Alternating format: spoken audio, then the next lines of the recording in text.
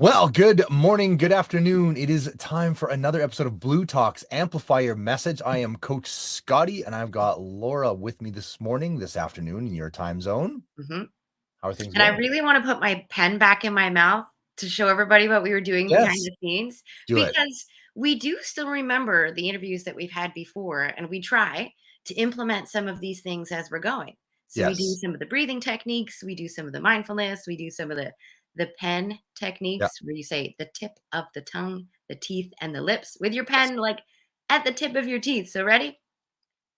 The tip has the tongue, the teeth, and the lips. The tip The of the tip of the tongue, tongue, the teeth, teeth, and and the the lips. lips. Apparently, that's what makes you a better podcast host. It does. Yeah. Do we have Bhavya waiting yet? We do not. I'm just making sure. I'm just There reaching I out to see. see. I Okay. know she's seen the message, so Sometimes it takes a little while, especially if you're on a Mac. right. StreamYard is on Google, and so my Google takes like 10 minutes to load. Yeah. Or Mac Yes, users. Oh, that's controversial. yes. Oh, okay. So Mac versus PC, Android versus iPhone. It's it's all fun. because I worked in an architectural office. I mean, we both worked in an architectural office, but I'm going to guess that you used AutoCAD. Oh, yes. Yes, we used a Mac-based program called Vectorworks because Mm, it had 3D automatically built in. right. So all we had to do was click one button and everything that we drew just boop, there's your 3D model. Yeah. Because we did a lot of cross sections, a lot of like sun studies and stuff like that. Mhm. So we needed the Yeah. 3D model. I forget because I worked in a Mac-based office for 6 months, and I forget which one they used, There but are a few of them out there. it was Yeah. awful. It was like building the Eiffel Tower with Tinker Toys. It was so backwards and slow and clunky, and Oh wow. you couldn't speed it up. Like, one of the things I loved about and still do about PCs, you can open up the hood and change the engine. You can make it faster. You can horsepower it. You can add on, you can play, you can tweak, you can adjust, but if you're not that person and you don't like to do that, or you don't know somebody that likes to do that, you can break things under the hood. Yes. That's the downside. The good thing is in the Mac world, the hood's welded shut. You're not allowed in the hood. Period. But it only does what it does. That's it. Well, it keeps crashing. Reboot it. If PC crashes, like, well, let's reprogram it, right? And in AutoCAD, we wrote something called batch files to Oh yes. systemize 7 or 8 sequences into one button. Yep. Can't do that. So Oh, you can't do. We did things like that, but it already came like that. Most well, of it the time. probably in the later generations, they probably figured that out because it was, Yeah. When did I start? 2005 with AutoCAD. No, 2003 with AutoCAD. yeah, I started in the 80s. Never mind. And then So I was on the early edge of it. Well, I've got great news. Bhavya has made it into the backstage, so that is awesome. Yay. And I'm going to bring her into the stream. We will get rocking with Amplify Your Message on Wednesday. Ooh, Good morning. Good Bhavya, afternoon, welcome. I Bhavya. want to start with a story to introduce you. Okay, I was telling Scott behind the scenes. I was I was like, when I went to Harvard this summer, this woman came running up to me yelling, "Laura, hi!" And I'm like, for a split second, I have to be honest, for a split second, I didn't know who you were because I was in a strange place. I was not expecting people that I knew. But then when you said hi, I'm Bobby, I was like, oh yes. Okay. So That's meeting you awesome. in person was such a delight. But tell us a little bit about you. Oh my God. First and foremost, I was fumbling with the StreamYard here and there. That's okay. We told silly stories. Okay. Thank you so much, Laura. It's a pleasure seeing you again. Um, we met in Harvard for the first time.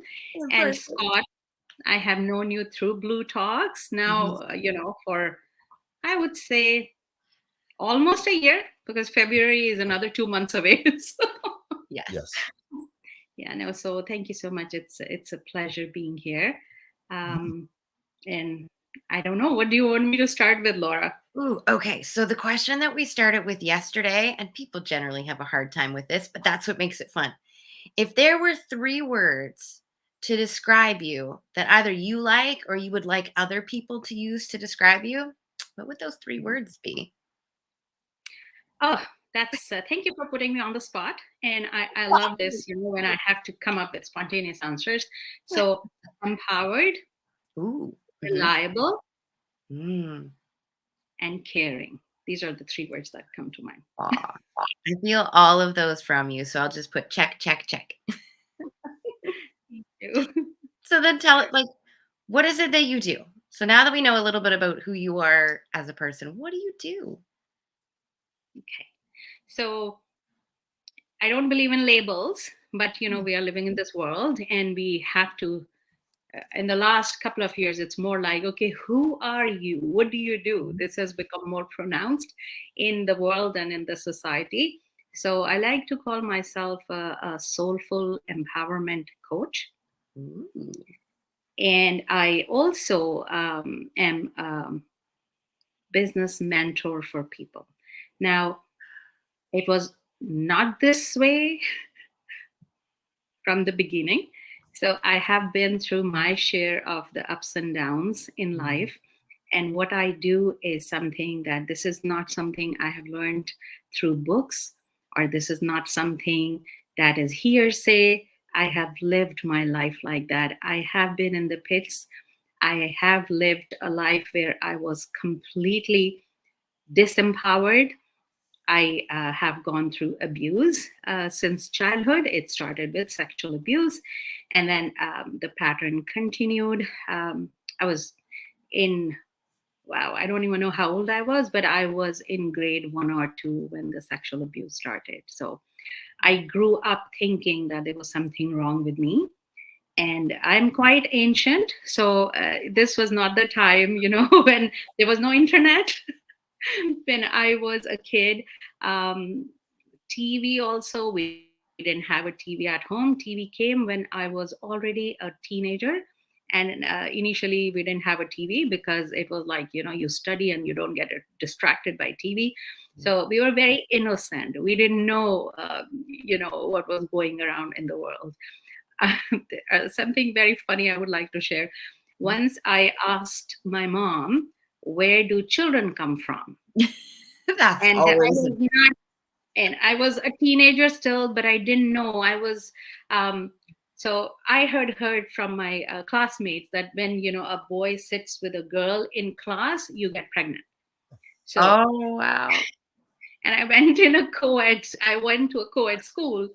So we were also scared that I remember our class teacher, she Yeah. made us sit, based on our roll numbers in the class. Oh wow. And the person after me was a boy. So she made us sit together. Like, those were the time when we used to have like one desk where 2 kids sit. Yes. Yes. So, and I was so scared that I always sat like with my back towards him. So I was facing the class, but this is how I was sitting. So I asked my mom, and how, and there's like, parents used to be more conservative. These were not topics that were, discussed openly. So I remember my mom punished me for asking this question, and I had to sit with, um, holding my ears, and you have to bring, I don't know what it's called in English, but in Hindi it was more like you have to sit like a hen. So what you do is you have to sit and you have to take your arms around so they go underneath your knees, and then you have to hold your ears. So I don't know what it is called here. So I was punished. I was made to sit like that for an hour for asking that question. Oh wow. As a teenager? Wow. Okay, I do have to say that my mom was told that holding hands. Okay. Yeah. So she avoided that for a very long time.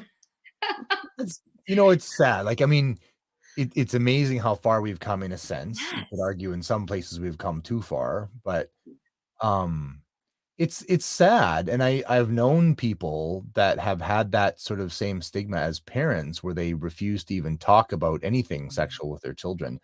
And I think the danger in that is that when something does come up, like had happened to you when you were so young, you don't know what that is. And so you're then vulnerable to it being inappropriate because you don't know what that is. And that's dangerous. Mm. Yeah. And And breaks my heart, Bhavya, because grade 1 or 2, my gosh, like 6 or 7 years old, that just honestly makes me angry. A Um, little sick in the stomach, a little bit yeah, of yeah, yeah. yeah. and you grow up because with the punishment and all, you associate with that punishment, so you don't want to talk to anyone. You think there is something wrong with you. Yeah. So as far as I can remember, while growing up, even to the point, because the sexual abuse continued till I was in university, that is when Mm, for the first time I spoke up. But this whole time, I was one of those who I wanted to disappear. I wanted to be invisible. I didn't want people taking note of me. Someone in the background that nobody sees. I wanted to be like that. mhm, And so from there, that pattern was there. And then later on, because obviously for me the sex part and all was not, so I was not like a normal teenager, or while growing up I was not the one who wanted to get married or something. I mean, that was something that I hated with all my being, because of what the memories I had, or what that associated with in my mind. So after that, finally, when I came to that point, I met somebody whom I felt like I could trust, who didn't rush me or push me or anything like that. I could be myself with him. So when I got married, then a different type of abuse started.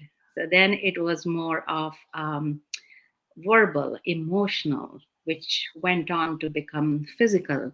And because I was trying to make that marriage work, I completely lost myself in that relationship. So I have been through that journey. So I know what it feels like to be completely disempowered. I know what it feels like to be not enough, mhm, to feel like, you always have to do things to please others. So I have been on that journey. And it's only I was pushed out of my comfort zone was living in that. However abusive it was, but it was because I was familiar with it. So mhm, I knew how to behave in those circumstances.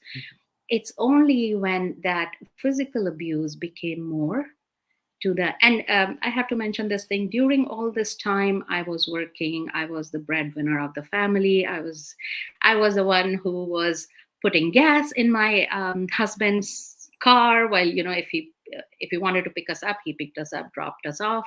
So I was doing all of that. So I was a full-time mom. Now I had two daughters. So getting up at 4 in the morning to prepare breakfast and lunch, so the girls could take it with them because they were going to a daycare, because I was working full time, and then making sure food was ready, like breakfast for everyone, and then lunch for my husband. And I used to take lunch, and the girls used to take lunch. So doing all of that, and then working full time. So I guess because I was young, I didn't realize how much drained out I was, but I kept on going and going and going, and I wanted to make this marriage work. Now, my marriage was also, and these are conservative times in India. My ex was Sikh, so which was a different religion altogether. And I know my side of the family, my parents were against it initially, but they were like, okay, if she's happy, then that's fine. Now I had that pressure on me, additional pressure to make that marriage work, because mhm, interreligious marriages at that time were not common in India. So I wanted to make that marriage work. And now came that point where, because he was not doing anything, he was more like, let's go and stay at your parents' place, because he didn't want that burden. Plus, mhm, we were in a rental place, so I was paying the rent and I was taking care of everything. My younger one got sick at that time. We didn't have any water because there was some construction work going on. The water supply got shut off, and somebody had to be there physically to talk to these guys and tell them, can you take a look, because something happened, maybe the pipe or something, they did something. And he refused to stay there, so he said, no, let's go to your parents. So we stayed at my parents for a week. We came back, the problem was still there. So I said, please, can you, and that's how we had an argument, because I was like, you know what, I am tired, I cannot stay at home, I have to work. Because these were also the times, when you don't go to work, your salary gets deducted. Mhm. Right? So everything affects the bottom line. Like, there's so much pressure from all the sides. And so that was it. He's like, I can't take this nonsense. And he started hitting. Really, it just started with something very simple. Oh, wow. Started sitting, hitting. And I was so numb because I couldn't even, and if you look at my history by then, I was so used to abuse, but I didn't expect this. So I sat there numb, didn't know, what was going on, or kind of like in disbelief. Mm. And then he picked up the younger one, who was only 2.5, and he just literally picked her up and he said, okay, now I'll see how you don't come begging after me. And my older one, who was 4, when he was hitting and kicking me, she was the one, she was trying to shield me with her small body. So there she was trying to literally, I have that, it's like that image never goes away. Yeah. She was trying to protect me. She was yelling at him, go away, go away. And then the younger one, she didn't know what was going on, because to her, it's the father and mother. And he told her, let's go, I'll take you shopping and we'll get some sweets and everything. So she is like, she's telling the older one, she said, and she said that in Hindi for any of your listeners who understand Hindi. She said, Atishi, hum to ja rahe hain ji, hum to chiji lene ja rahe hain. What she meant was, if I translated, she was telling the older one that, Atishi, I'm going, we're going shopping, we're going to get some sweets. So she was teasing her that I'm going with dad shopping for treats and sweets, and we are leaving you behind, kind of thing.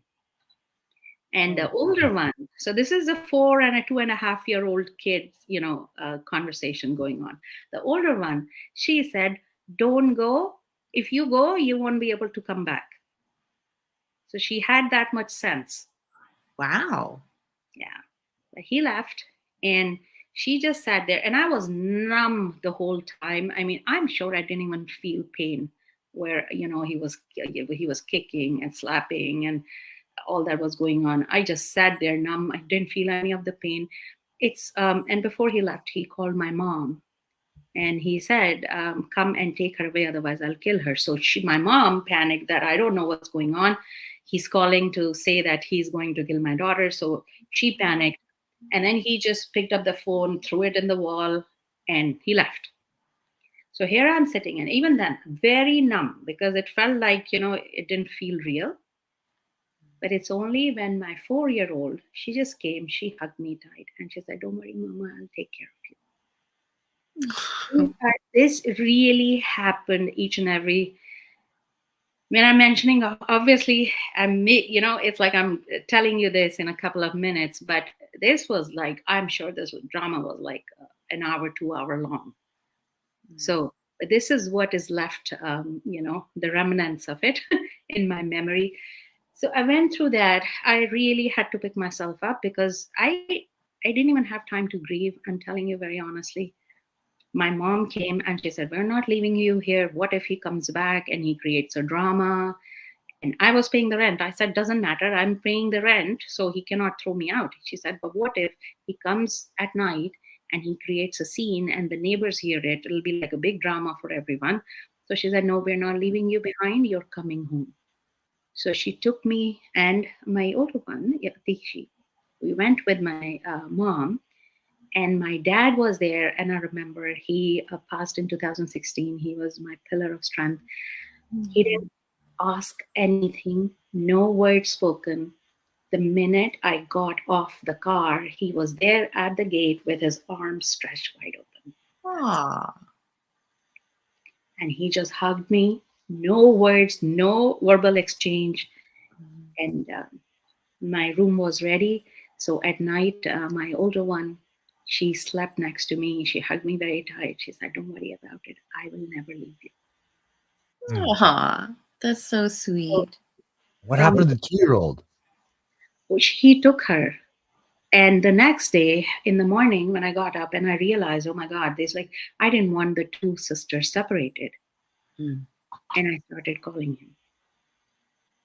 And I was begging on the phone. I said, I understand, you know, I'm sorry. Like I had not done anything, but here I was apologizing. I said, I'm so sorry, but please, can you let Atishi talk to Ishita? And she was small. And you know how, I don't know if it is still like that now when people don't have landlines anymore, but you know, you can pick up the phone from another room or another extension and you can hear the conversation. And I heard, so while we were talking, I heard her, I heard her voice. She said, Mama. That's what she said. I said, oh, my baby. And he told her, he said, Ishita, keep the phone down. So she put the phone down. And I kept begging him. I said, okay, if you don't want me to talk to him, it's okay. Can you please let both the sisters talk? But he wouldn't allow that. This happened for a week. I was calling every day, begging, please let the sisters talk. Well, when this happened, then I was working, and my boss, she had been through a divorce. So they saw that I was a little distracted and I looked very stressed. And she called me in her room and she said, what's going on with you? So I told her, this is what happened. So she said, okay, I'm going to give you my lawyer's information. She's an amazing lawyer. Go talk to her and ask her, because we don't know about legal implications. So that's when I went to the lawyer's office. I told them my whole story. And I told them that she was still with him. And this is around May. And in India, the courts close for like summer vacation for like a month. Oh, wow. She said, if we have to move, we have to move fast. So it was called habeas corpus. Habeas corpus, that's like we went straight away to the high court. And the petition was that it's a 2.5-year-old child, and we wanted to bring the child back to the mother because she needed the mother more. So that's the case they did. However, now he got scared. He thought I had like, some people backing me up. I was all alone. I told my parents that it was my decision to marry him, and you stood by me, so I appreciate it. But I'm going to take care of these, I have to clean this mess. So I didn't want them involved. I didn't want them coming to the court and whatnot. So he got scared. He thought I had, some people backing me up. Their lawyer approached me and they said that, if we return her, will you withdraw the case? Oh, I said, we had some good times together. So I don't want us slinging mud at each other in the court and, washing our dirty laundry in public. I just want to see my daughter. I want both my daughters to have a healthy relationship. So they returned Ishita, and I dropped the case. And that is when I started thinking, I had to do it for my children. I didn't want them growing up thinking that women can be treated like this and it's okay. So while it was only about me, I was going on, all that abuse, I was used to it, but I didn't want my daughters growing up like this. So I have lived that life and I came from there. So my whole purpose, I use tools like I call Akashic Records a tool. That's what it is. It's not about who I was or whether I was a celebrity or not. And it's not about that. It's, getting to know ourselves more so we can be more in acceptance and then growing from there. So, I mean, I use these tools in healing and all, I use these tools, but my whole goal is to empower people because we give away our power so very easily. And I became like a puppet for others. So I don't want anyone, to feel that. So that's why I do what I do. So. Aww. Wow. Yeah. Starting the day out with all the feels. Breath time. It's all good. I even heard this story at Harvard with Bhavya when we were there this summer to speak for Blue Talks, and still I'm hearing it again, and my stomach is like. Just And wow. I think, when it comes to us, many times we are so used to ourselves, we take ourselves so much for granted that I feel it's easier to become a better person or to do something out of our comfort zone for others. Mhm. Like, I think if it was not for my daughters, maybe I would have continued my life the way it was going on. Um, and then I really believe in that when we say yes to the universe says yes to us. There I was, like, it's not like, my life suddenly changed or it became a bed of roses or something like that. It was not the case, but that was a fresh beginning for me. Yeah. Then I moved to Canada. I came here. If I tell you, you will laugh. I literally came as a tourist. I wanted to see what was out there, where I could go, where I could give my daughters a better life. I did my research, went to different universities. It was a whole lot of money and wouldn't have given me as many points for immigration. So I did my research, got admission here in a 2-year full time course that gave me 5 points towards immigration. So I studied here, which is, I think, a very good decision that I made because, I learned it from the horse's mouth. Yes. Studying with the younger generation and, learning the ways because the cultures are completely different. And I was not, I was 32. I was 32 when I came here. So I was not young. So, just going to school, with the younger generation and learning how things are done, understanding the language and the nuances, how, because it's different. Like, in India, when somebody says interesting, they really mean that they're interested. But here, when somebody says interesting, they're like, I'm not sure what you're talking about, but okay, I'm listening. So, the meanings are different. Or not listening. Yeah. Yeah. It's Like, just creating that space for us to think. Do yeah. I actually want to know more? How do I let her down? I don't know. Interesting. Well, and Yeah. it's fascinating because that can mean a lot of different things. It's like when a woman says fine. Yeah. When anybody says fine, it is a red flag in my mind. It's like the word Yeah. fine, like 99.9% of the time makes me go, really? What are you not telling me? Somebody says to me, fine. I'm like, interesting. That's a good one. Fine and interesting. Bless your boy. soul. Yeah, bless her heart. Yeah. That's what it is. Bless your Yeah. Oh gosh. Yeah. Yeah. A lot of Yeah. so Bhavya, you have this amazing, crazy but powerful experience from there. And how do you then use that moving forward? Like, what is it you do for people? You reference the Akashic records, but Mm. what do you do for people? So I help them because this is a gift that I always had, but we shut it down because we want to belong. So I was one of those as well. I was highly intuitive, and I used to have these conversations. I'm really talking about 2-year-old and all. So I used to have these conversations with beings that I did not know were not there in physical body.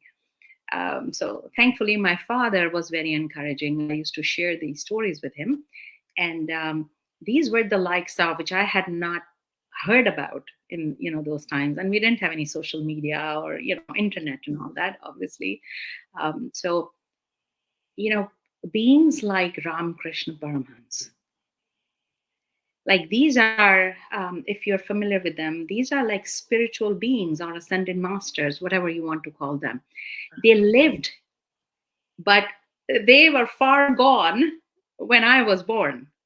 Mhm. So having these conversations and at that age, talking about this cycle of life and death, and also my father was very encouraging. He always said, when you have these conversations, always tune into your heart. Aw. How do you feel when you are talking to someone like this? If it feels comfortable, go ahead. But if you ever feel fear or doubt or any of those emotions, immediately tell them they don't have permission to be there. This was to, hear this as a 2-year-old and learning it from that, age. I think it was a gift.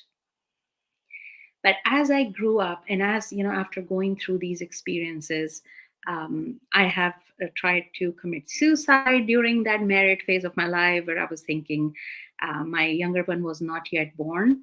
And I thought, I didn't have a right to bring her into the world. Here I am, I'm not working, I cannot support my family. And I have this one already, she's fully dependent on me, and I'm bringing another one. So I had even planned to kill her and then kill myself so that the younger one won't come in the world. So I've been through those things. What that helped was there was divine intervention, and that's a story for another time.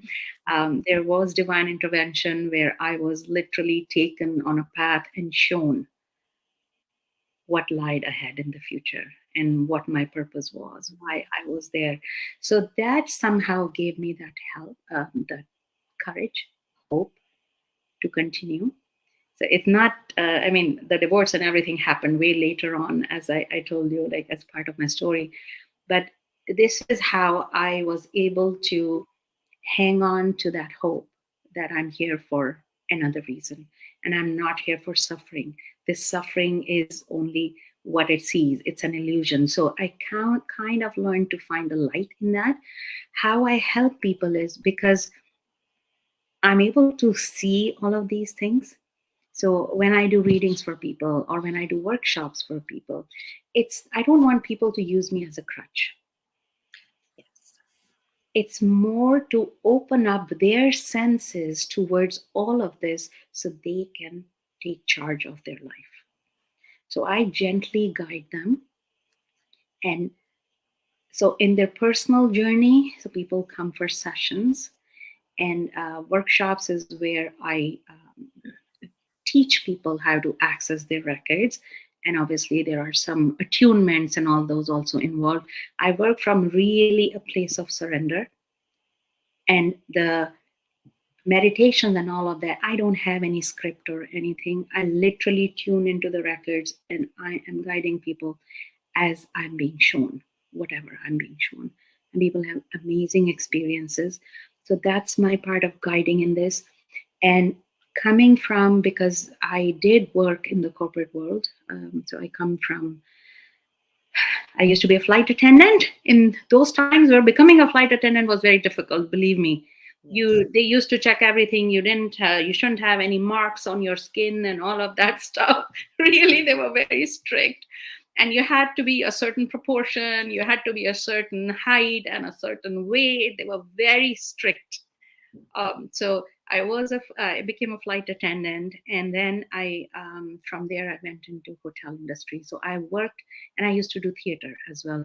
So even though I didn't want to be in the limelight, somehow I ended up in the professions which are part of the glamour industry.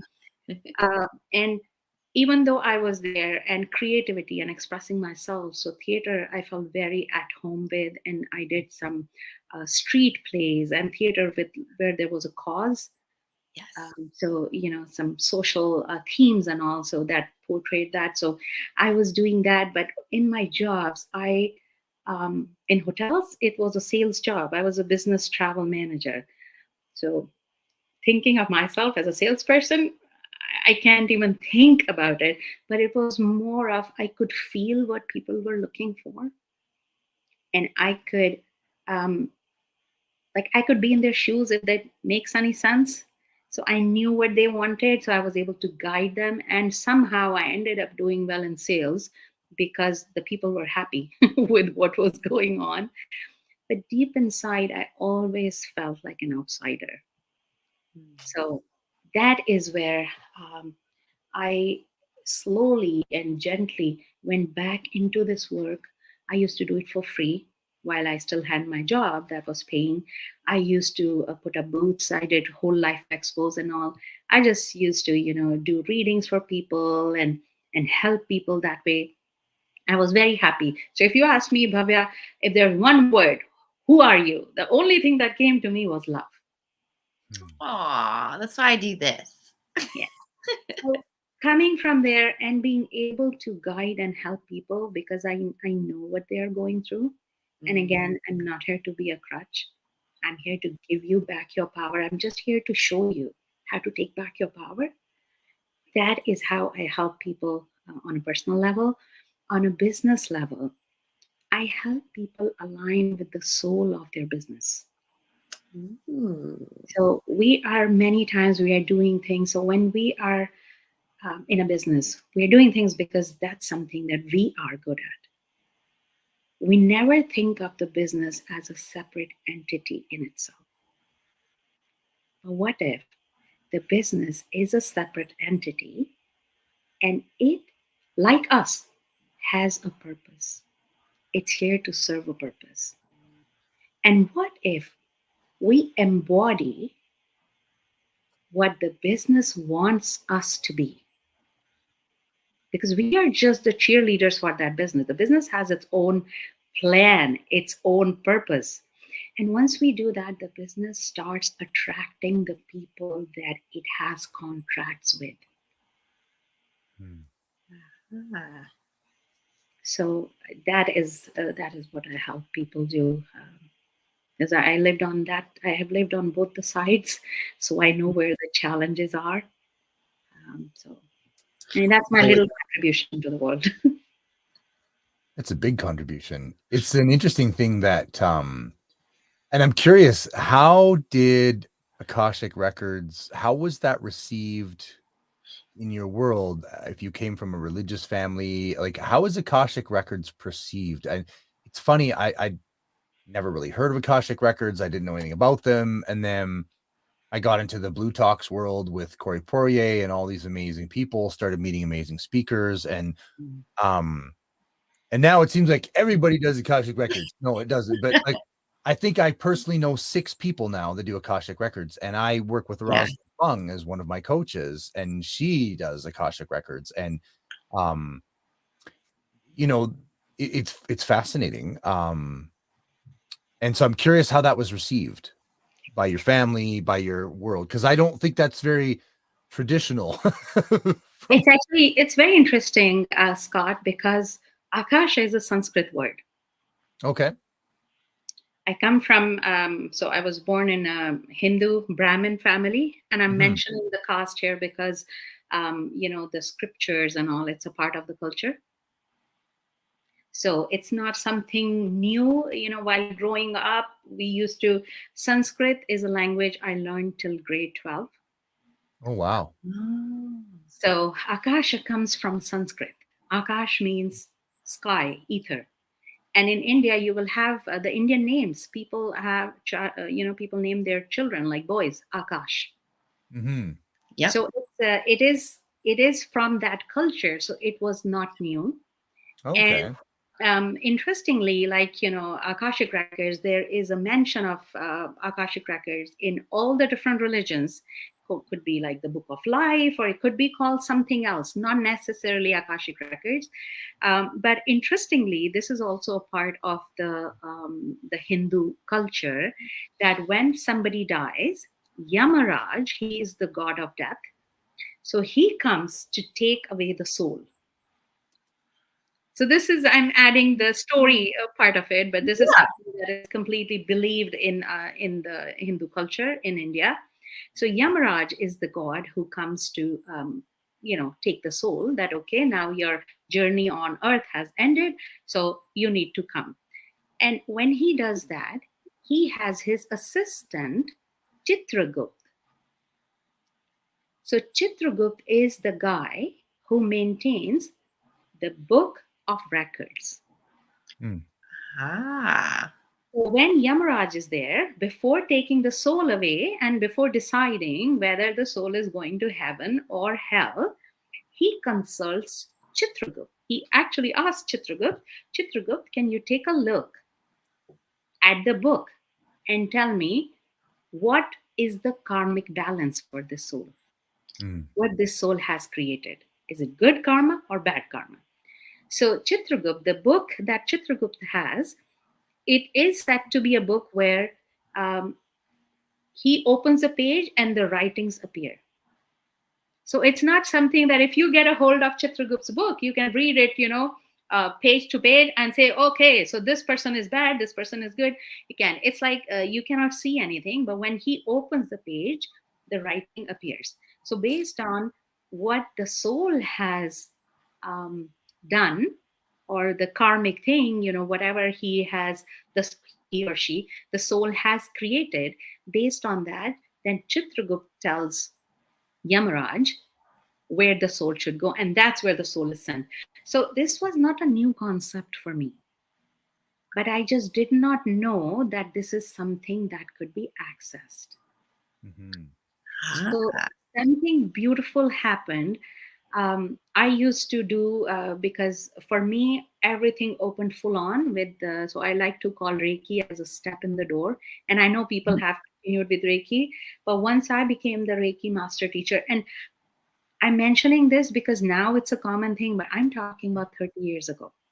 Mm-hmm. Yeah. It was not common. And there used to be a very hefty fee for getting attuned to Reiki, because they were trying to keep it only for a certain few people. They didn't want Reiki to be like a household name. So, and this is the time where, now you Google Reiki and you can see the symbols and everything.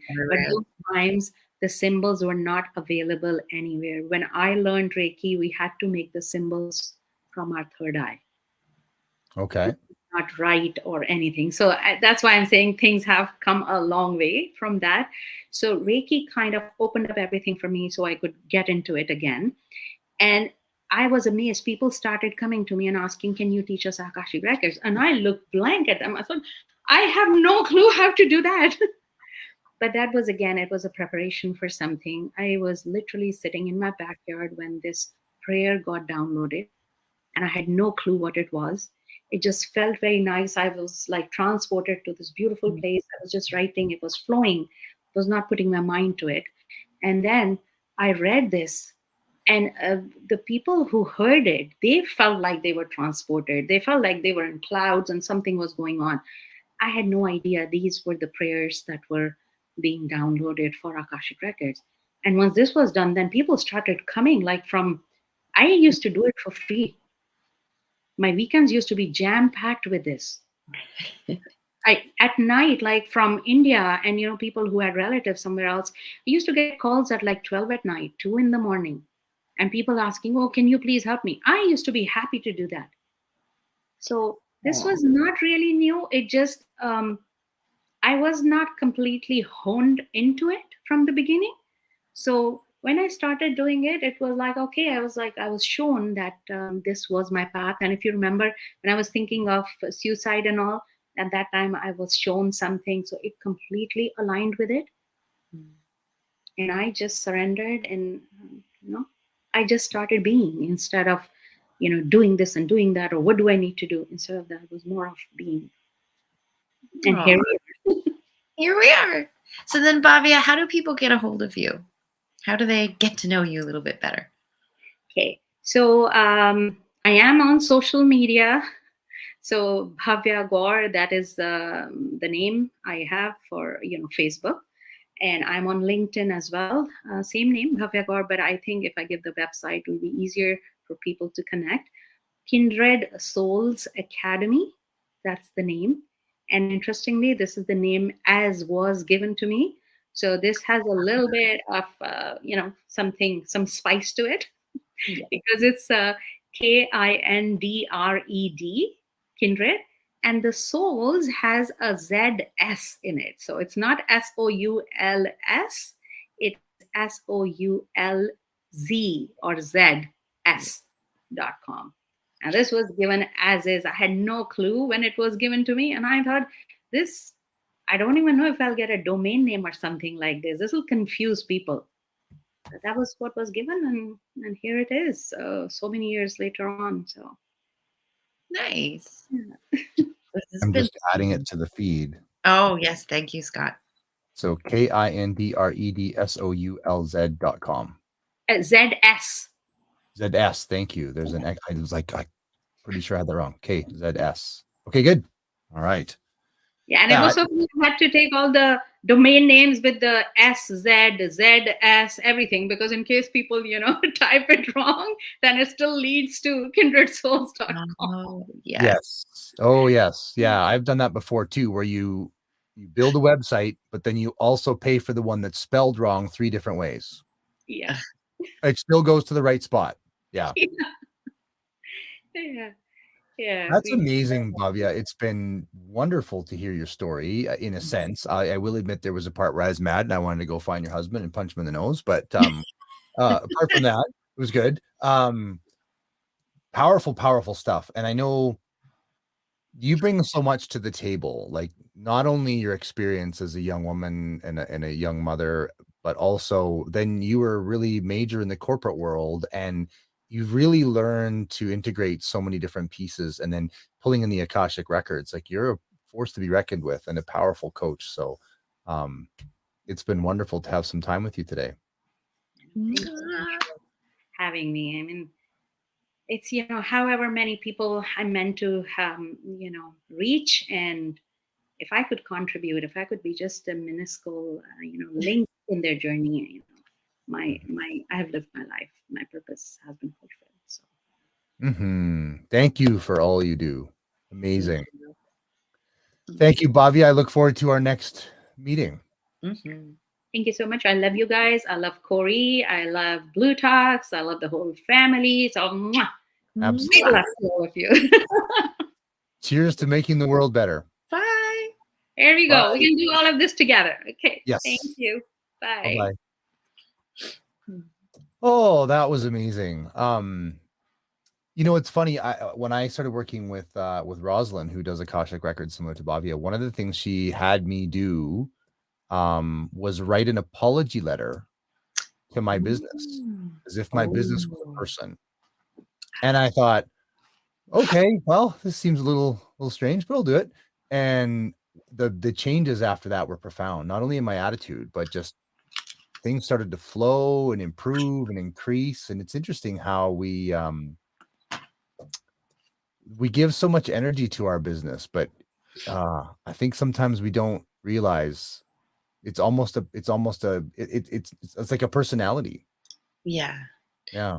The first time I ever heard of Akashic Records was actually with Emily Harrison. We interviewed her as well. And she had taken me through her technique to get there. But I remember as soon as I got to the front door of what I imagined to be my Akashic Records, I was greeted by all of these people. And then I cried because I didn't allow myself to receive that love. And it was just overwhelming that I was like, I'm out. And then I just left. I haven't been able to get back in afterwards. But I'm still interested in trying. And you mentioned a love note, or no, an apology note. Apology note. Yeah. Kind of a love note too, but an apology note to my business. Because I had dishonored it for about 4 months. I had taken on another job, a sales position, and the company was completely out of integrity. It was bait and switch stuff. It was high pressures. And I just didn't, my soul cried every day I went to work. And I just decided to stop and not do that. So I do have Karen Skarra up in the waiting room in a sense, but it says that her microphone and camera aren't connected yet. So okay. haven't added her into the studio yet. Then I will share. You had mentioned apology / love note. So I actually keep one about money in my wallet because we're trying to do the things that we've heard in these talks and implement them. So one of the things I heard was writing a love note or gratitude note to money. So it says, "Thank you, money. You've given me so many adventures, opportunities, and experiences. I'm sorry I've been needy, and I'm learning to feel that love and support from within first. Thank you, Laura Lake." Simple, Nice. sweet, to the point. Keep it in my wallet. Money has never been the same since. Yeah, right? Yeah. Because it's energy. And I know that like there's probably people out there that go, that just sounds dumb. Like that's not very corporate or very I can't read that in a book. And that's you're not wrong, but I think we need to realize that everything is energy. Yeah. Like, literally everything is energy, and our business is energy. And when we really align with that energy and when we trust that energy and lean into it and honor it, things change. They literally change. It's almost like because there was times when I ran my gym, my big 15,000 square foot gym and everything, there were times that I hated it. I was so mad at it because it was sucking all of my life energy. It wasn't giving anything back. It was a terrible martyr relationship, and I hated it. And just bits and pieces of times, like not extended, but it was interesting that when I was in that place, business was terrible. Oh, of course. Like it, and so then when okay, what did I used to love about this? And then when I started to try to create what I loved about it and get back to that and then invest a different energy, then things started to go well again. And when I because that happened with staff too, when they want to come to work and they like when they're in that yuck energy, that just spills out everywhere. The members feel it and they quit. They don't even know why they quit. So when we bring it back to it's a family and we love it here and this is our favorite place and we're happy, then that energy vibrated too. It's fascinating. Yeah. So Karen's off the stream again. I think Oh. she's trying to work on some technical difficulties, so which is like, well, why is Scott stalling for 7 minutes? Well, I'm trying to get our next guest I'm trying to coach her through the next steps to get her online. And then no technology is a blast when it works and not when it doesn't. And it's some of the technical pieces of allowing access. And when it says, I need to use your microphone, you have to say yes. And then each different computer is different. Like you said, Mac is different than PC and all those fun things. So we're experiencing some of that right now as Karen tries to navigate the waters of StreamYard. She'll be in. She'll be in. Yeah, I hopefully. love to think of my business and money and like everything in my life as a 6-year-old.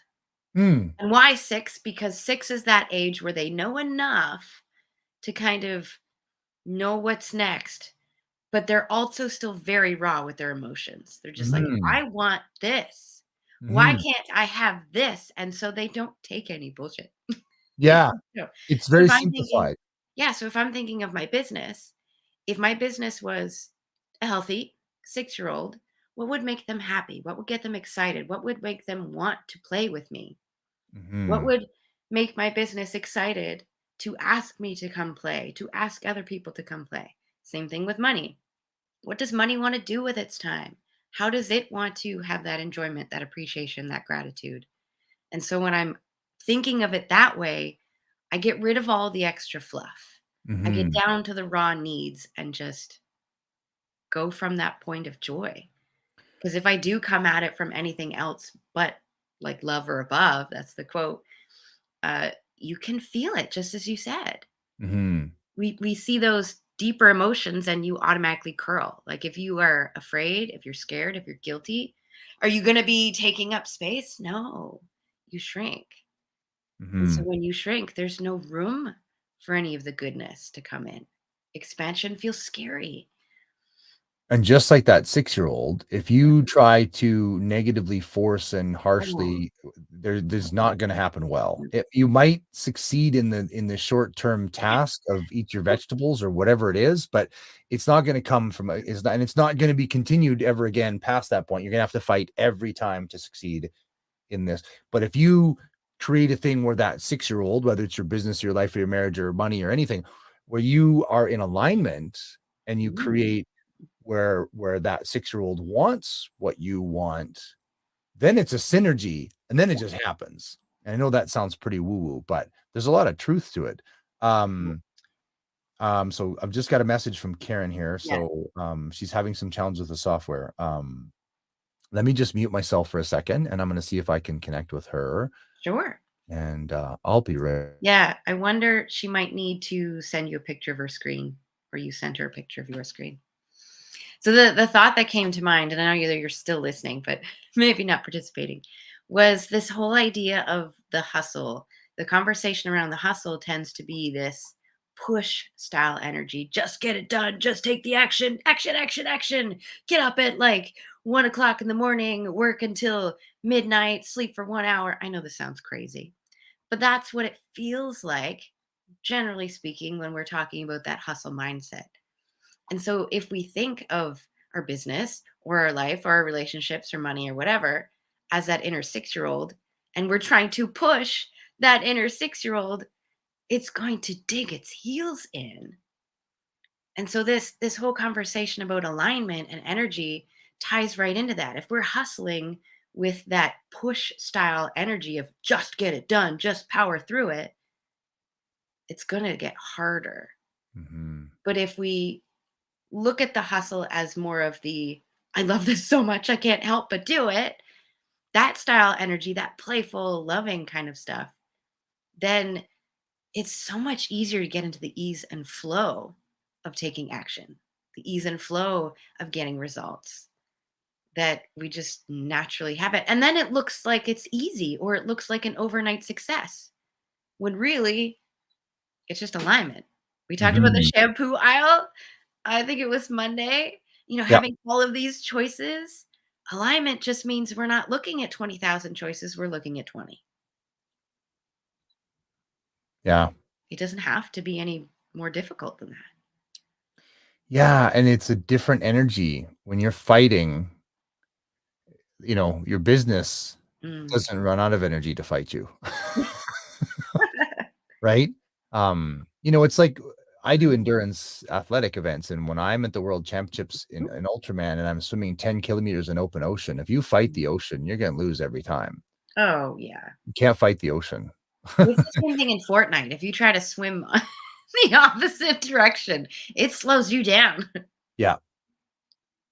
It's funny because that little, like, tooltip popped up for me yesterday when the loading screen came up.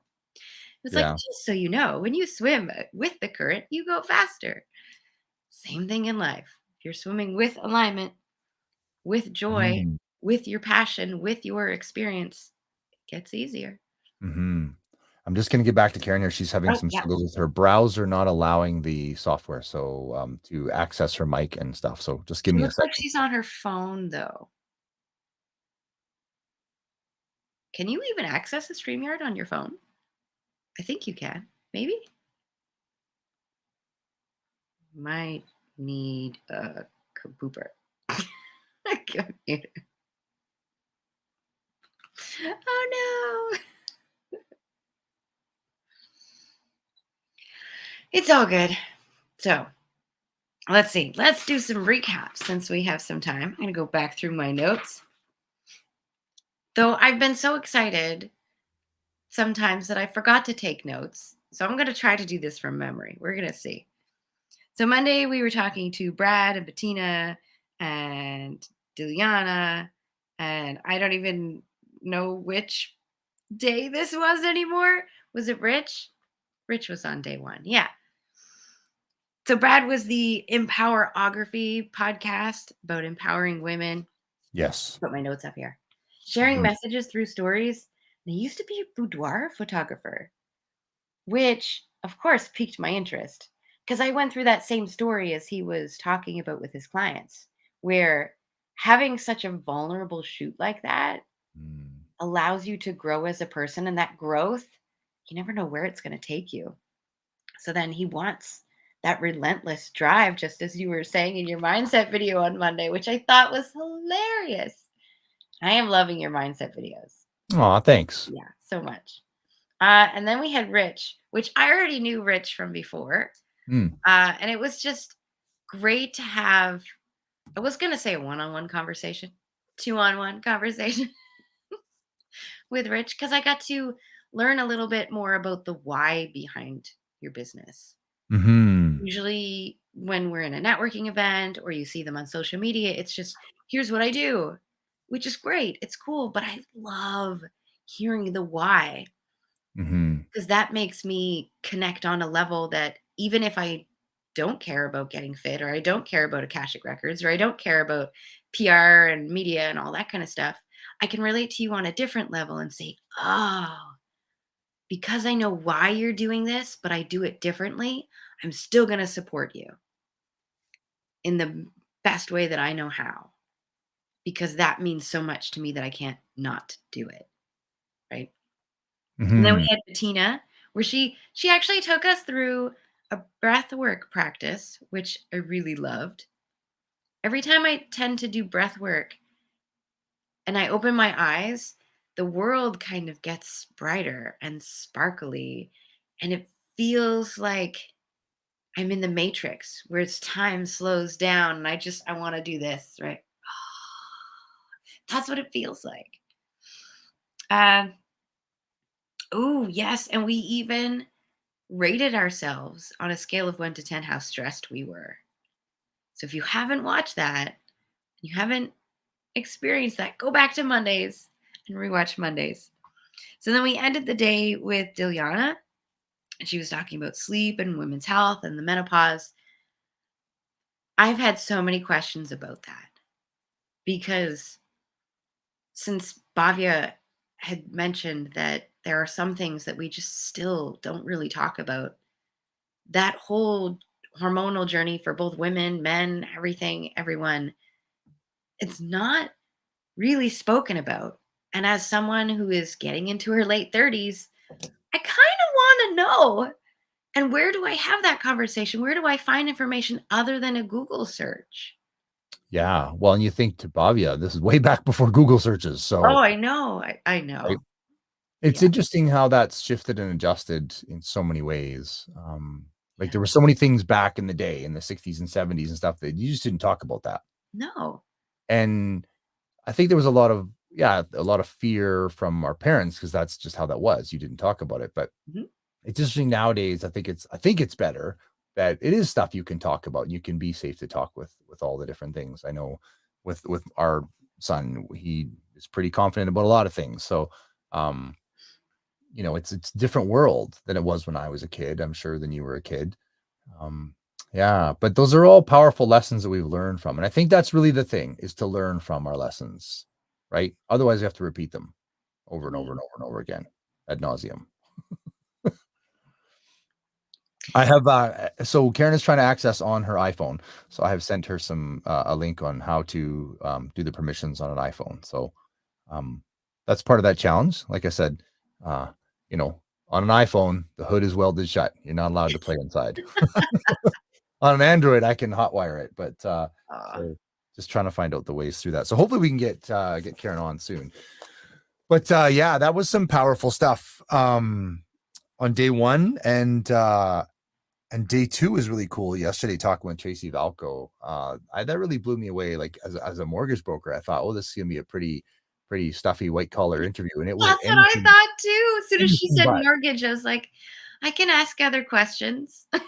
Yeah, but it was great. It was anything but, because it was a real connected piece of it, and how emotional and stuff like that can be. So Mm. And that's God, the Karen's made stuff it I back, love. I love and when the people that we have on, they're not just in this one narrow siloed industry. They're like, I yeah, may be doing this kind of work, but bring in other things. mhm, Love when there's that collaboration between industries. 100%. Ah, Now, speaking of collaboration, Karen has got her phone to collaborate with StreamYard. I am happy to bring Karen on. Hello, we did yay! it. I'm so sorry. I am It's all good. not good with technology. It's horrible. It's all good. It is all good. You know what? Everybody out there that's watching this, I'm sort of like, oh my God, I've so been there. And it's stressful. So when because you're about to be an interview, it's a national interview, it's recorded, and they can't get the technology to work. So let's take a breath. Just in through the nose, Uh, out, blow all that out. Nice. And your interview time starts in 3, 2. Oh, the time switched. Okay, go. oh, great. We'll be kind. We'll be kind. It's all So, good, Karen. Let's have fun. Tell us about yourself. What do yeah. you do with the world? I see you've got the Walking Wounded movement. That's excellent. Tell us about yourself and what you do for the world. Oh, well. All right. So my name's Karie Skarra, and what I want to try and do for this world, I guess, is to try and promote unity and just like coming together as just as we all should, I believe. Like, okay, words and such. I have aphasia, so I'm not quite good with my words, but I'm trying to get there. So basically, what the Walking Wounded movement is trying to raise awareness for those who have unseen illnesses and injuries. So basically, through that, just try and create an awareness around the fact that just because someone may look and act normal, they could be going through something you have no idea. So with how unity comes into play with that is I feel that if we continue to be kind to one another and encourage each other to get to know one another before passing judgment, we could all learn a thing or two from one another, and then that that in itself would bring each other closer, right? Hmm. I want to just dovetail into Karen. You started with, you say you have aphasia, and that's powerful. No, so people don't know what aphasia is. No. Aphasia often comes from a stroke or a brain injury, and all of a sudden your language centers or your memory things, they behave differently, but it's invisible. And I'm speaking from experience. I've got a little mark here where my skull was busted open, exposing my brain because I cartwheeled down a highway at 70 kilometers an hour. So I look fine, but sometimes things don't work. I completely understand. Thank you so much for saying that, because it's embarrassing at times. And actually, to kind of sorry for sketchy hair, but stars, just they help me. I don't know, get through what I'm going through. So it's yeah. So for those that don't know, STARS is an air ambulance service. Right? Okay. So when things are really sideways and they need the helicopter to come immediately and get you and take you to the best hospital, that's what STARS does. It's an emergency response system we have here in Alberta to really help people that are in trouble. So Karen, tell us, if you're willing, how did you get there? Is that part of are you okay talking about that? Yeah, no worries. So basically I come August 10th next year, or technically this year, it'll be 10 years since my accident. So it'll be kind of perfect that it's August 10th. It's going to be the 10th year, everything like that. But I have no memory of what happened that night. But I just remember, what was it? I was going to work, and all of a sudden I remember getting off, and I had the choice. I remember this clear as day, is to either go home or just go on the side of the road and get ready for this party I had to go to. And so I decided that I would just screw it. I could either go right or go straight. And then I thought to myself, what's the worst that could happen? And I remember recalling that months later, but it was just, what are the chances? And so I believe like 20 minutes or so after that, everything's blank in my memory. But yeah, what's the word I'm trying to find? Sorry, my roommate's a little loud. But I can't quite remember what I was gonna say. Shoot. Can you help me out where I was talking about? Yeah, you were in a decision process just before the accident. You were going out to friends or not? Yeah, let's see. Okay. Yeah, from what my family told me months later, because I guess I would ask regularly, like, that Groundhog Day situation, or the Groundhog Day movie. And it's basically like that, because shoot, sorry, trying to remember what I was gonna say. It's all right. That's gotta be frustrating as host. I'm so sorry. That's okay.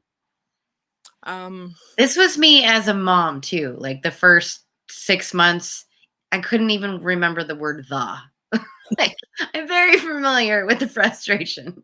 Thank you. Yeah. Yeah, so basically, like, what my family told me later on is that I guess I was close to the party, and I remember that. I remember pulling off to the side of the road to get changed and everything, get ready. Then after that, it just went blank. It went black, and remember my mom saying that there were some marks in the road. It was on a what do I call it? Back roads. It was on the back roads, and there was a bunch of tire marks that indicated that I was trying to slam on the brakes for an animal or something like that. And I swerved, and basically, long story short, it's taken a while. I ended up in the ditch, and I had knocked the power line in half, and so part of the power in Spruce Grove went out, and so a location near me. And yeah, then I was rushed to the hospital. So that's the only reason why I was found, is because I knocked the power out. So out, sorry. But yeah, I stayed 2 months in the hospital, and I had 3 separate skull fractures, internal bleeding and bruising in my brain, a moderately severe traumatic brain injury, and a spinal fracture, and others. So Wow. Oh wow, that took a while. That's okay. No And worries. it's hard because you've healed from your injury in a sense, but it's invisible. Yeah. And people don't get that. And that's the hardest thing of a brain injury. And I've been down that road. So when I was in the race and I ragdolled down the highway at 70 kilometers an hour on my bicycle with a little piece of styrofoam on my head, you know, the strap wasn't done up right. The helmet spun and I flipped backwards and I hit my head on a concrete curb, we think. But yeah, I shattered a bunch of bones and broke my skull open. And the lady that was holding my head till the ambulance came, she said she had her hand on my brain bag. Like, it's not cool. And then they stapled that back on and did all those things. But 6 months later, I remember being at a Rotary Club meeting, and it was my job to be the greeter that day. So I'm sitting at the desk as a greeter, and I have a list of the 35 people in the Rotary Club whom I have known for 15 years. Some of them I had gone on mission trips where for 2 weeks we handed out wheelchairs in Mexico or Belize or some third world country. I have shared a dorm room with this person, and they come into the meeting. I have no idea who they are. No Oh, idea. Like, it's like I've never met you before. And they're talking at me because they completely know who I am. And I just have no clue who you are. It's just not there. And it's like my brain is in the back in a file folder going, just a sec. And I think it's in here. Just give me a minute. And it's like my brain is frantically picking away, trying to find a word or a name or a memory or something. And then 10 minutes later, the meeting's already started and everything. And I'll go, that's Dale. Way too late. But there you are. And as a person in society, that is so embarrassing. it is. It's terribly embarrassing, but at the same time, you get more excited stories that way if you can remember the incident itself. So. Sure. And I think it's about, we need to be compassionate to realize that everybody's going through something and it might be invisible. Yeah. Well, absolutely. And I never really understood what that meant. Like, I was always a pretty down-to-earth person before my accident, but then to actually like say that for, I don't know, it's a very trippy kind of thing to say, I guess, all of a sudden, but not so common, I guess. Mm-hmm. Yeah. So what is it you do for the world that way, Karen? So do you do this as are you a keynote speaker? Are you an author? Are you a coach? How do you work with people in this world? Well, right now I've actually for the past couple of years now, I've been taking like a step back from it, and I've been trying to get my butt back into the game because I've been trying to deal with addiction and everything like that too. So as far as like what I want to get everything going with that is I'd like to incorporate art into it. Ooh. Yeah. So Right. basically with the art piece is that it would encourage be like a kind of like having a mediator in between like your recovery mixed in with you yourself and whatnot. It kind of gets you to be more how do I want to word that? If it's like written, I know how to word everything because I have the time, but it's on okay, I can do this. All right, so with the art part of it is it's basically, like I said, it acts as a mediator between like your brain and yourself and your story, everything like that. So basically it acts as a way of communicating or tapping into this creative side that you have and to being able to express and just let out those kind of emotions or whatever you need to get you further along in your recovery, right? Yeah. A friend of mine did that too. She had one of the big brain injuries and she couldn't think. She couldn't think of words. She couldn't go back to work. And so she started her company called Alyssa's True Colors. And it's not necessarily like pictures of trees or anything like that. It's colors and shapes because that's all she could do at the beginning. So now it's like this wonderful abstract kind of art, but you can feel the heart and the energy behind that, behind every piece. Yeah. And it's so expressive for her. Well, it's great to hear. Yeah, it's one thing I've done my entire life is art, and so it's worked out well. But why not try and incorporate a little creative bit to some Exactly. or someone's life or people in general. So I figured that would help kind of get both voices, even those who aren't experienced with their own recovery too, to like be more open, I guess. Mhm. So are you There's a big looking piece to around that where it's exercise for your Mm. brain in a sense. It's strengthening. So using color and abstract thought and art and different things like that, it's strength training for your brain, which has taken quite a hit. Yeah, it certainly has, and it's I'm really grateful for it, but at the same time too, it's not easy. It's not easy getting back in the game of things. Yeah. Yeah. I've since my brain injury, I've met quite a few different people with brain injuries, and Curtis Anderson is another fella. He was a rodeo performer, a rodeo cowboy, and used to do bull riding and stuff. And he was in a big competition and got thrown from, I can't remember if it was a horse or a bull. I think it was a bull he was riding. He got thrown from the bull and then hit, like the bull basically headbutted him, and then he had a concussion, pretty bad concussion. But then the next weekend was the big finals. And so what Oh. do? You cowboy up, right? And so he got back on another bull and he got hit a second time in the head. And it took him several years to learn how to walk, how to hold a spoon, how to speak. It's people don't realize. And Go ahead. I don't know about you, Karen, but when I see people on a bicycle without a helmet on, I just like, I freak out. What are you doing with your life? you, Throwing it they're like, oh, I'm a good cyclist. Yeah. or I was 10th in the world. 10th in the world Oh, on a wow. bicycle. I can ride a bike really well, and I don't remember the crash. There was not this system where it's like, oh, my wheel's sliding.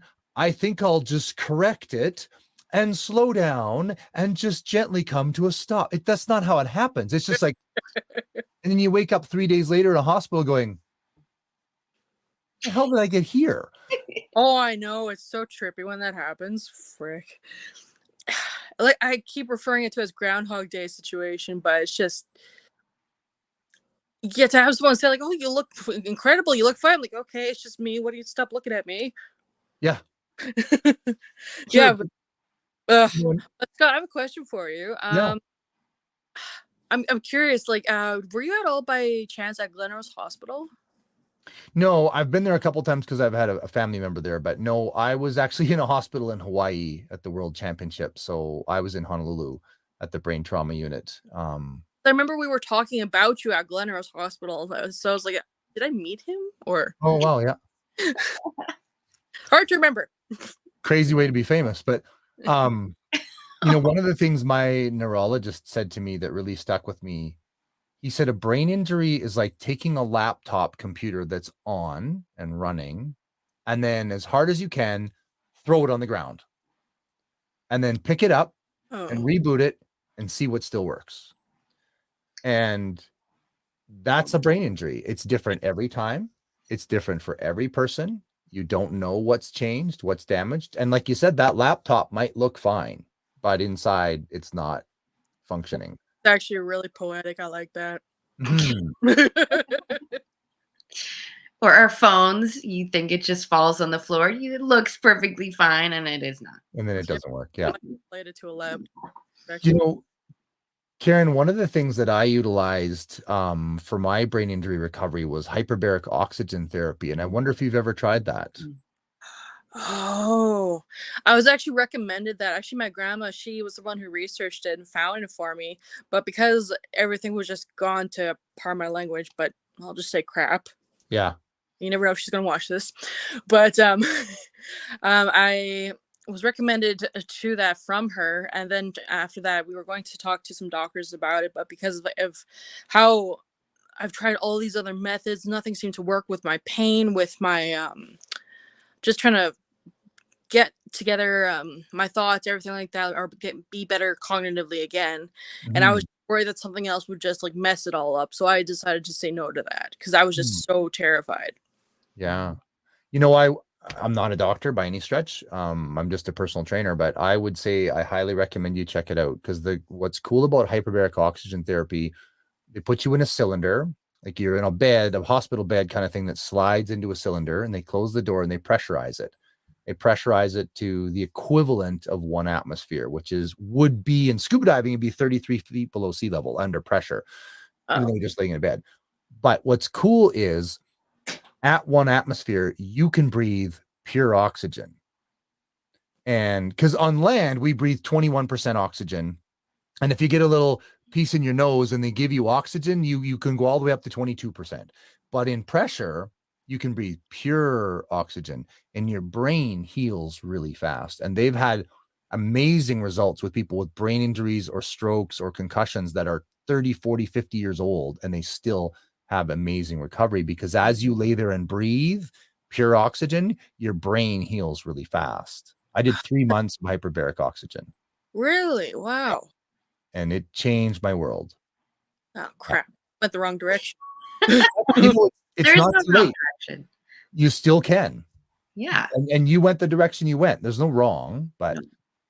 that's the next piece I would suggest that you look at because it's amazing. Because I was slurring my words. I couldn't stay awake for more than an hour and a half. I was tripping. I would reach for a glass of water and miss and knock the glass over instead of grabbing it and all these things. And I'm back to full cognitive for the most part. There's a few little things I put up with that don't work, but that's fine. I've got workarounds now. So Great. So you're actually really inspiring me. Thank you so much. yeah. Oh, you're welcome. So how are you helping the world? What is the Walking Wounded movement? What's your goal? Well, the goal, like I said, is to just try and create more unity with everyone on this earth. Like I know, oh gosh, sounds like such a huge plan. Well, it really is. Good. But I the services that I want to offer are those of what do you call it? Shoot, I wish I had my notes. But basically, trying to incorporate art therapy to allow more of a bridge to get over to just kind of ease into therapy and just trying to be yourself at the same time to creating projects that will help allow you to express yourself a bit more and also work together with other people in your sorry, I'm sorry. That's why like No I was apologizing. beforehand because I just all right. You're good. That's all good. It's okay. Mm-hmm. Yeah. So basically what the Walking Wounded movement main priority is just to try and raise awareness for the Walking Wounded. It's basically those who look and act normal but are truly battling something on the inside, which I feel, especially since COVID too, that everyone applies to that. And if you don't think you are, then you're sadly mistaken because I'm saying it, I'm blunt, man, but everybody, like whether you've been bullied or whether you've been like traumatized, but however in your life or not been hurt or anything like that, I feel like everyone can relate to each other. And that's just basically what the whole message behind it is. It's just get over your shit. Well, we go for pasta or something. I don't know. Mm-hmm. Yeah. I think part of that is that people have no idea what other people are going through. You know, we have a lot of assumptions. Oh, you look pretty, you look fine. I'm sure everything's good. Okay, but while I'm standing here looking fine, I'm actually struggling. And that compassion for others is critical. Well, absolutely. So, like saying "get over your shit," I don't mean that to sound so aggressive. I'm very just to the point now. It's a little rude sometimes, but yeah, like when it's words and such. Shoot,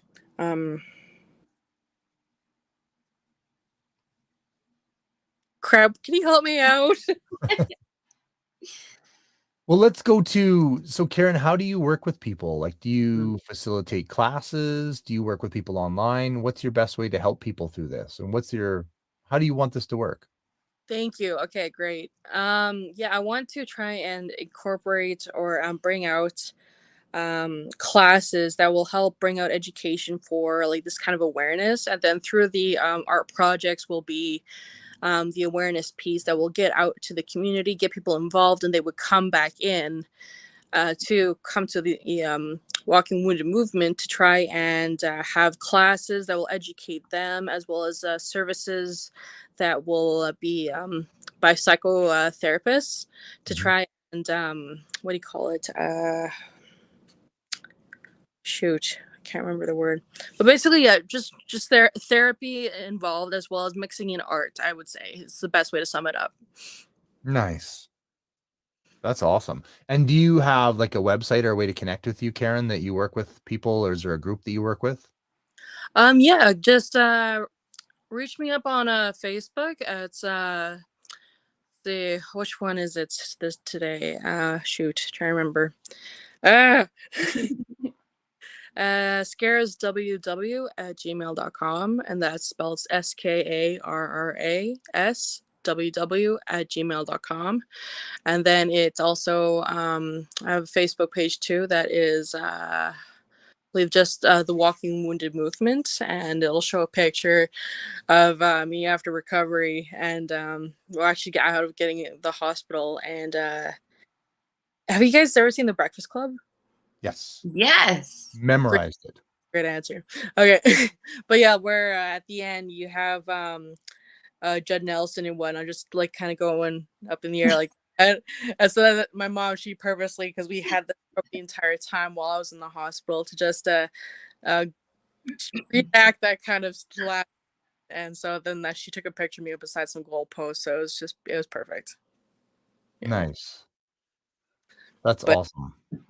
yeah, I know I'm not representing or saying quite exactly how I want the Walking Wounded movement to go or be represented, but just please know that it is something that I would have truly wanted to have access to after my brain injury, just as far as like finding a community, a collective who truly want to be a part of your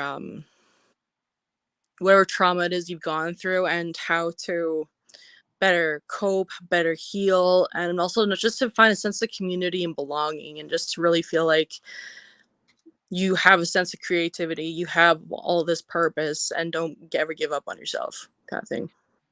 Yeah. Well, and the thing is too, I think people don't realize how challenging it is to simply go about your day to day and the basic pieces of life. And I want to give you credit too, because coming on a national podcast that's live takes a lot of courage. Like I really honor you, Karen, because it's like I'm going to enter a bike race, but my bicycle's broken and the tires are flat and it doesn't steer very well, but I'm entering the race anyway. Pretty much. I showed up. I showed up. Well, thanks, guys. I appreciate the help with that. Yeah. Yeah. Oh, coulda. I've shared your page out, the Facebook page. I went and quickly found it, so I've shared that out on our links and stuff. So hopefully people can find you. And I think it's amazing that you're becoming a voice for people who need one, because I guarantee you there's thousands of people out there that are feeling like you are stuck, don't know who to ask for help. I know I didn't know who to ask for help. I just thought I had to quietly, privately, on my own, by myself, get better somehow. But that's not the way. It's better to ask for help and reach out to the world and find a community that's struggling as you are. And from that, you can grow and improve and heal. Well, absolutely, yeah. And to also like shoot. I'll pull a ditto. Fuck yeah. But you know what, though? Everyone that you're trying to target and talk to, they need to see you as you are in any given moment.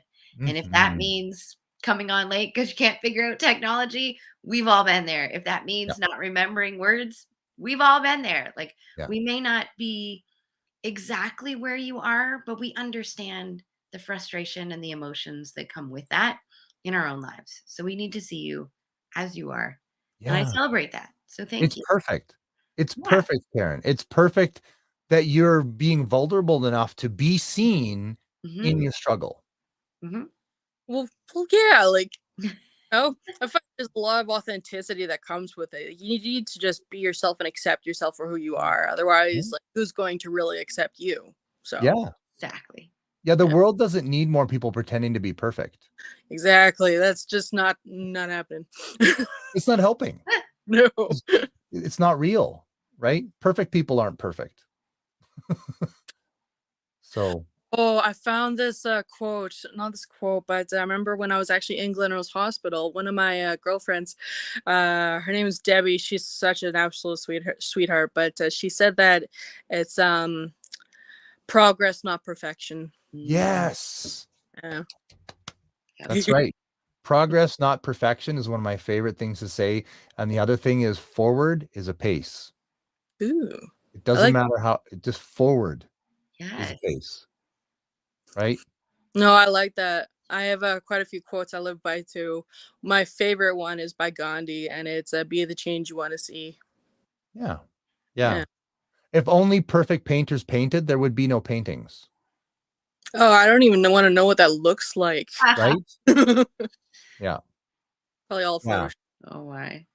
The more of us, I'm going to say us broken people, the more of, and I think everybody here, I I think was we gonna can all, say who isn't broken? That's probably yeah, faster to count. yeah, it's easier. Yeah, I think so. And then everybody else is just normal. We are normal. Let's change that word. Yeah. Average. Broken is normal. Not even Broken average. is normal. It just is. Yes. Yeah. Cool. That's excellent, Karen. Any final parting words as we round out to our time? Trying to brainstorm right now. Frick. I'm really proud that I haven't sworn though this entire time. You've done well. Thank you, because I love swearing so much. I really do. But okay, so Grandma, if you're watching, let's see, I'll make this appropriate.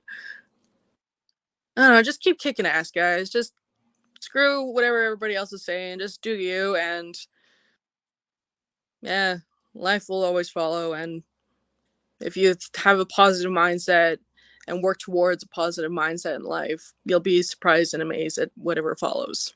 Yeah. Because it's worth it. Absolutely. Yeah. Yeah. Karen, it's been absolutely an inspiration having you on the show today. I'm really glad we wiggled through the iPhone hiccups and we got you here. That's fantastic. And I love and honor that you stuck with it and you made it. You've added some real value to the show. And I'm sure there are people out there going, wow, that's like me, or that's like my cousin or my friend or my son or my daughter or my neighbor. And now I will understand them a little better and give them a little compassion and see if I can help them rather than judging them.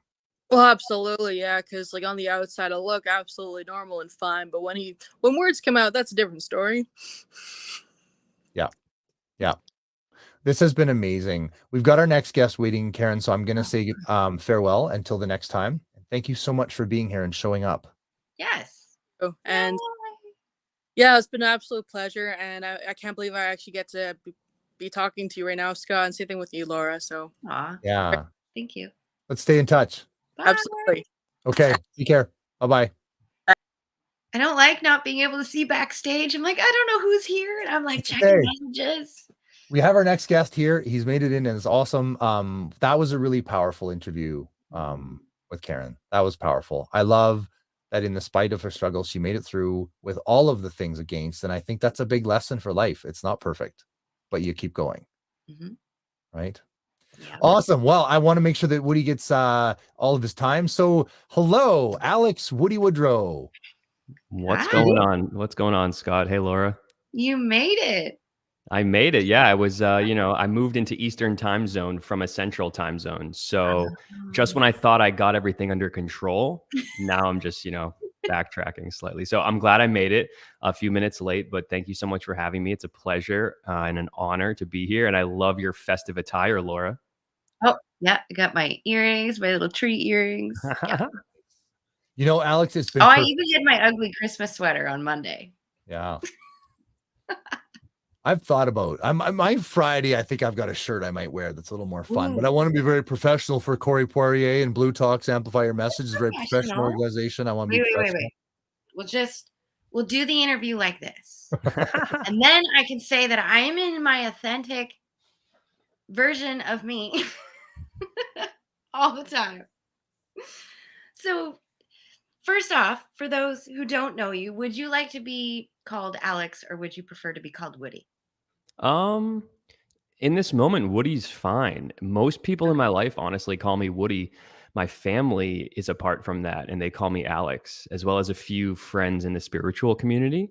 And I'm open to either one. I got the nickname when I was in third grade from my best friend, and it just stuck. And I have had many people almost offended that my name was Alex because they've known me for a good decade and a half and not known that I had a different name outside of Woody. So I'm just going to roll with Woody today. And honestly, if something is coming through for anyone listening and they'd rather call me Alex, I'm totally okay with that. But that's just the way I'm feeling in this moment. Okay. That's awesome. I'll remember that. So Woody, I'm going to rephrase. I have been playing with people and making them slightly uncomfortable in a playful way by asking them, I think I asked you this question, maybe at Harvard. I don't know. What are 3 words that you would use to describe yourself? And if that's too hard, then think of 3 words that you would like other people to use to describe you. That's a great question. I feel in this moment, I would love people to think of me as maybe one word would be a bridge. Ooh. hmm Yes. And another one would be, it'd be a hyphenated word, and it would be universal love. Aw. Yep. Yeah. And then the last one, I would like people to think of me as badass. Ooh. Yes. Yeah, because I mean, and like all those, I really, again, those change, of course, throughout our life. They go up and down, and sometimes maybe the words we're, seeing for ourselves are much different. But for me, it's really been consistent in the format of being a force that bridges the spiritual world and the physical for people to step into and get their feet wet if it seems like it's something that they don't really understand but are interested in. And on top of it, I really want to be a bridge to bring more oneness, more connection, that yogic philosophy of unification, so that people can feel more badass and just, tap into whether it's their truth, whether it's their self-expression, whatever it is. I want them to tap into what makes them feel the most alive, because I really do feel passionate that is something we need more of in the world, is people to be awake and alive, sharing their gifts so that we can lift the vibration of the planet and increase our awareness and just, be more badass, and I mean, it kind of is cliche in a way, but that's why I wrote my book series, You Are the Rock Star, because like playing on stage, it's like, it's badass. Connecting with people in that way is beautiful and rocking. And it's also something we do in every moment. So I just really want to like be that reflection, that bridge, that oneness, that universal love, while at the same time being a boss and being a badass. And that's how I hope people eventually maybe see me, or maybe they do now. See, I love that question because I always get interesting answers coming back. And I'm going to highlight the fact that Scott and I had talked about oxymoron type relationships before. And I'm going to give you an example. I'm a nerd, like I'm a gamer nerd, but yet I'm also spiritual. And seemingly when you look at them, you're like, they don't relate. Well, we generally think of them as separate things. And I look at you and I see like spiritual tattoos and you're talking about spirituality, but then you have like those rock star guitars behind you. So you also have your own version of that seemingly oxymoron type personality. Yeah. So how Yeah. does that blend for you? That's a great question. I don't honestly know. And I don't think we have to know. I just think that life isn't just black and white.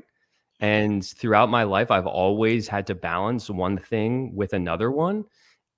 And sometimes even another one, so, you're juggling multiple things. We wear many hats, right? Like Laura, you're wearing a Santa hat, right? Like, and Scott's not wearing any hat, and neither am I. And it's like, right. And so it's like, we take on these different faces, these different roles in life. And I really feel like it's more of, it's more about kind of stepping into the roles and owning them as, like I said before, like kind of a bridge, so that this way we don't get too, all in on one thing, because like I said before, I don't believe the world is just like this one way or the highway. I think it's just, maybe you're playing baseball at the same time as being in a rock band. Maybe you're going to school and you're also in Boy Scouts. This is all stuff from my experience that I've been balancing. Maybe it's all that stuff with a varsity baseball team or a basketball team. Maybe I'm going to school at university and balancing touring the world, or doing a yoga training and touring the world, or writing books and being in a band. So there's all these hats we wear, and we're always doing multiple things, I feel, regardless of if you think of yourself as an entrepreneur or you think of yourself as a creative. It doesn't really matter, right? Our roles change, whether we're, a dad, a mom, we're working here, we're a musician here, we're more of a friend's therapist over here.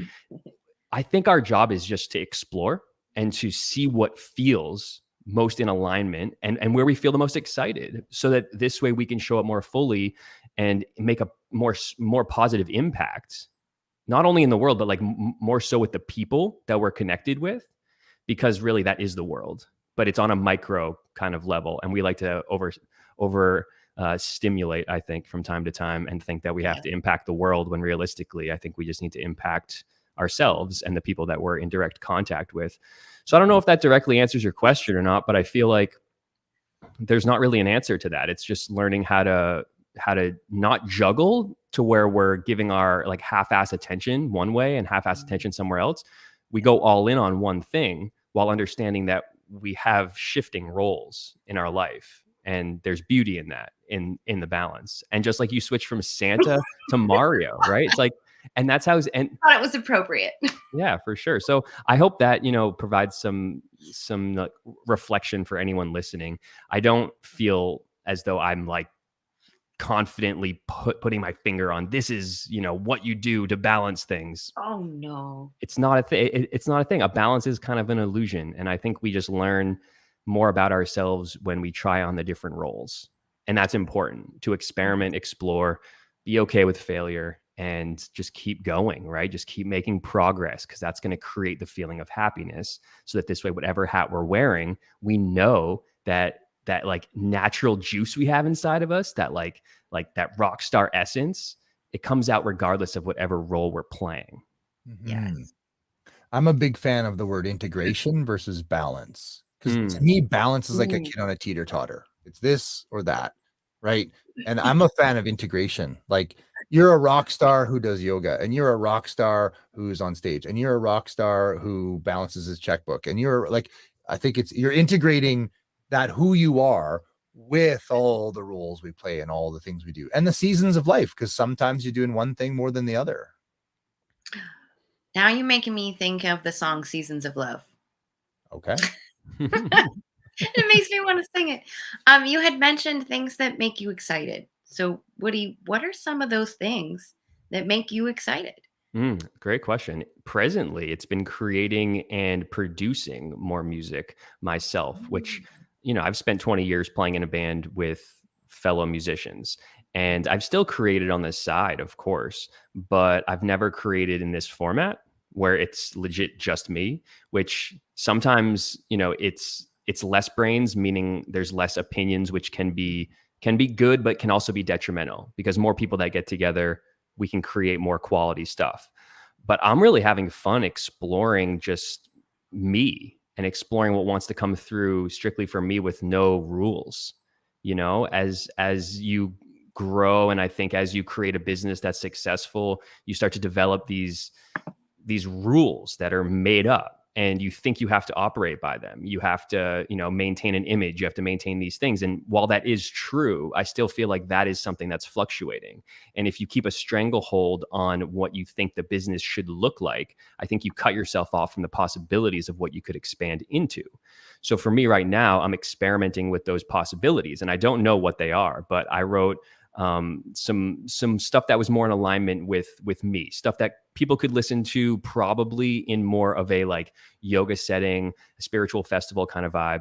But really, that's not what it's about. It's about having an experience with the music. I want to create stuff that has depth and has something that's reflective of that universal consciousness that I want to bring to the world. Now, while my band beforehand did do that, it was a reflection of all of us, right? Not just one of us, which is beautiful.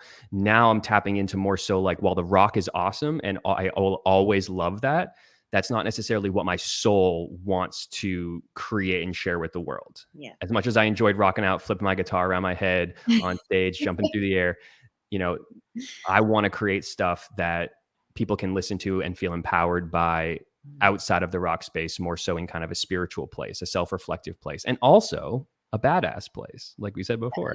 And so right now I've been exploring writing, scoring some stuff, maybe for TV, film, if that's in alignment, more so just stuff that I could use if I was going to lead a retreat or a yoga session or meditation, which I've done on a Blue Talk at one point with Corey. And also at Harvard, I shared one of my songs while I did a meditation at the end of sharing. Yeah. So like that stuff, because I think really, and this is something I've learned a lot from yoga, when you enter a space with a yoga instructor, you are getting invited into who they are. And you're getting invited into essentially the comfortability that they have with themselves and how they can curate a space. When we share music, mind you, some instructors choose not to, and that's totally fine. That's a reflection of what they want. I choose to play music. And when I listen to the music of other instructors, it lets me into who they are and I feel more connected with them. So in creating the music and sharing it in those settings, I feel like it really could be a very fun experiment to let people into who I am and how I want to have an impact in the world, so that this way we can feel, hopefully, more of that togetherness, that oneness. And so that's really exciting me. That's really getting me going. And I also just last week put together all 3 of my books into a bundle holiday edition. So it's called the Deluxe Trilogy Edition, which sounds really fun to say. Sounds like Lord of the Rings, but yeah, edition. yeah, for sure. And so that's going to come out next week, just in time for the holidays. And it's really cool. It's like black and gold and just looks, it's very collector's edition feel. Yes. So those 2 things have been really getting me excited the last couple weeks. And that's what's coming through for me right now. Yeah. I was going to ask, because you play music, you wrote books, you're leading meditations and that kind of stuff. Why did you choose those forms of sharing your message? Great question. I honestly think it was more so a process of surrendering and allowing than it was a process of choosing. And yeah, and I think that stuff's all around us, right? We still, of course, always have free will and we have the ability to choose our path. But I think there's all these little golden nuggets all around us that if we choose to follow them, they lead us in a direction that you could call it destiny, I guess, or you could call it whatever you want. But I think that there's a universal consciousness to the earth and to life, and with all of us being connected. And I think it's all guiding us towards a higher self-expression so we can evolve into the highest frequency that we know, which is love. And I think if we surrender more so into observation, awareness, and kind of like what Scott was saying, integration, then I think we step more so into the possibilities. And we become the observer of our life and realize that there's these really beautiful forces at play all around us. And for me, it was following pain, which I think also is, I've heard a lot of people say the same thing, right? Like their pain has been a great teacher. Yep. But only when they chose to frame it that way and see it as such, right? So for me, it was debilitating low back pain throughout high school and college. I think I got it from playing baseball or basketball, not really sure. And I went to doctor after doctor until eventually one of them told me that I had a stress fracture in my low back, something I would have the rest of my life and I would have to just deal with. And I remember thinking, I'm like 18, 19 years old. You're telling me I'm going to have back pain the rest of my life. I was bummed out. And I started doing physical therapy, which helped, but was very much like a diet rather than a lifestyle shift. And the pain would come back intermittently. And eventually my mom was just like, hey, kind of aside from the back pain, she was just like, hey, you should try this hot yoga stuff I'm doing. And at the time I was totally against it. I thought it was just for, like older women. Yes. And I was like, okay, whatever, mama, I'll try it with you. If you're buying, I'm down. And so she brought me, and I sweat more than I've ever sweat doing anything, and felt incredible afterwards. And I kid you not, I don't even, embellish this story whatsoever. That day, my back pain went away and has never returned in the same format that I used to have it. If I feel it kind of creaking back in, I know the process to go through. I know the stretches, the practices to get more into. But it's never been that shooting, debilitating pain where it was hard to get out of the bed in the morning. And I think, and at least this is how I frame it, is that the universe was guiding me towards finding a lifestyle shift and a practice that would empower me. And then, if I so chose, to then use that as one of my gifts to share with people as well, which is why I enjoy not only just the physical practice of yoga, but more so the meditation, the breath work, the connection, and the curation of the space for people to go through their stuff.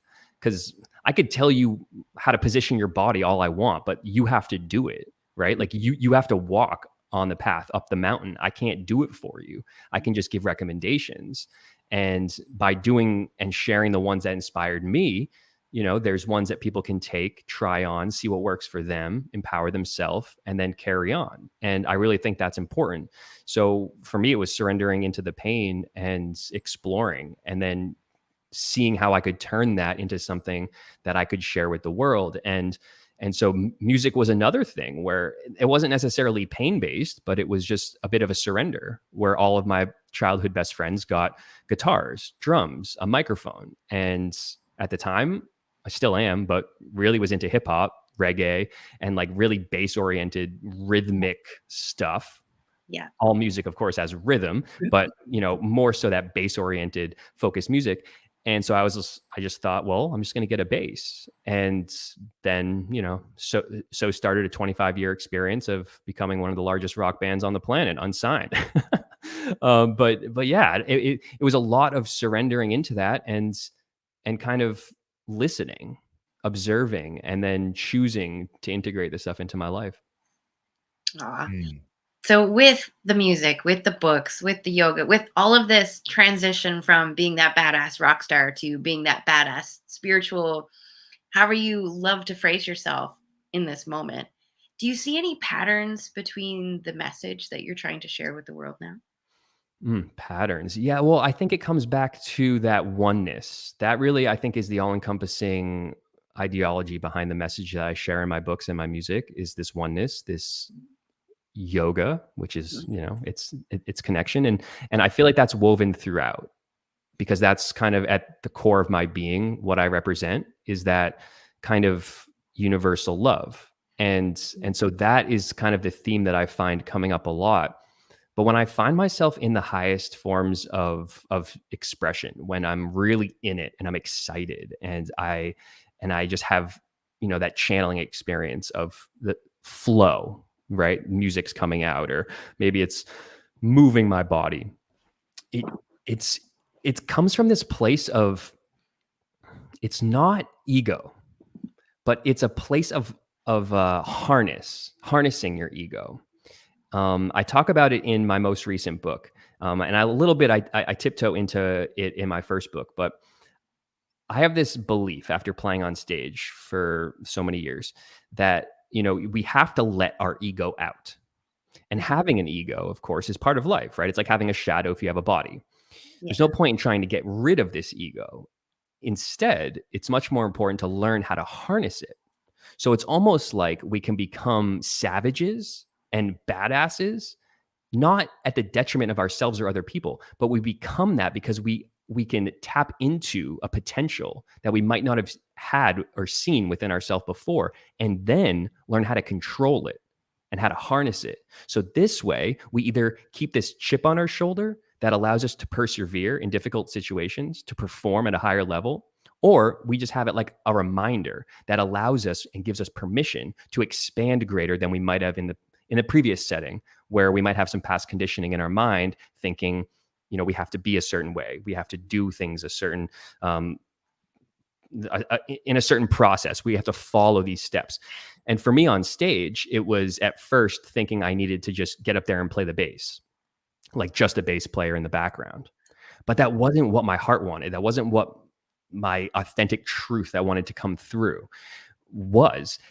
And when I started surrendering and letting my ego out, of course, this took me legitimately multiple times landing on my face on stage. It took me like falling. It took me Aw. like hurting myself, right? So, I mean, it's a process, but I was learning to harness my ego so that I could expand and I could jump through the air. I could spin my guitar around my head and do it like I was almost like a gladiator on stage.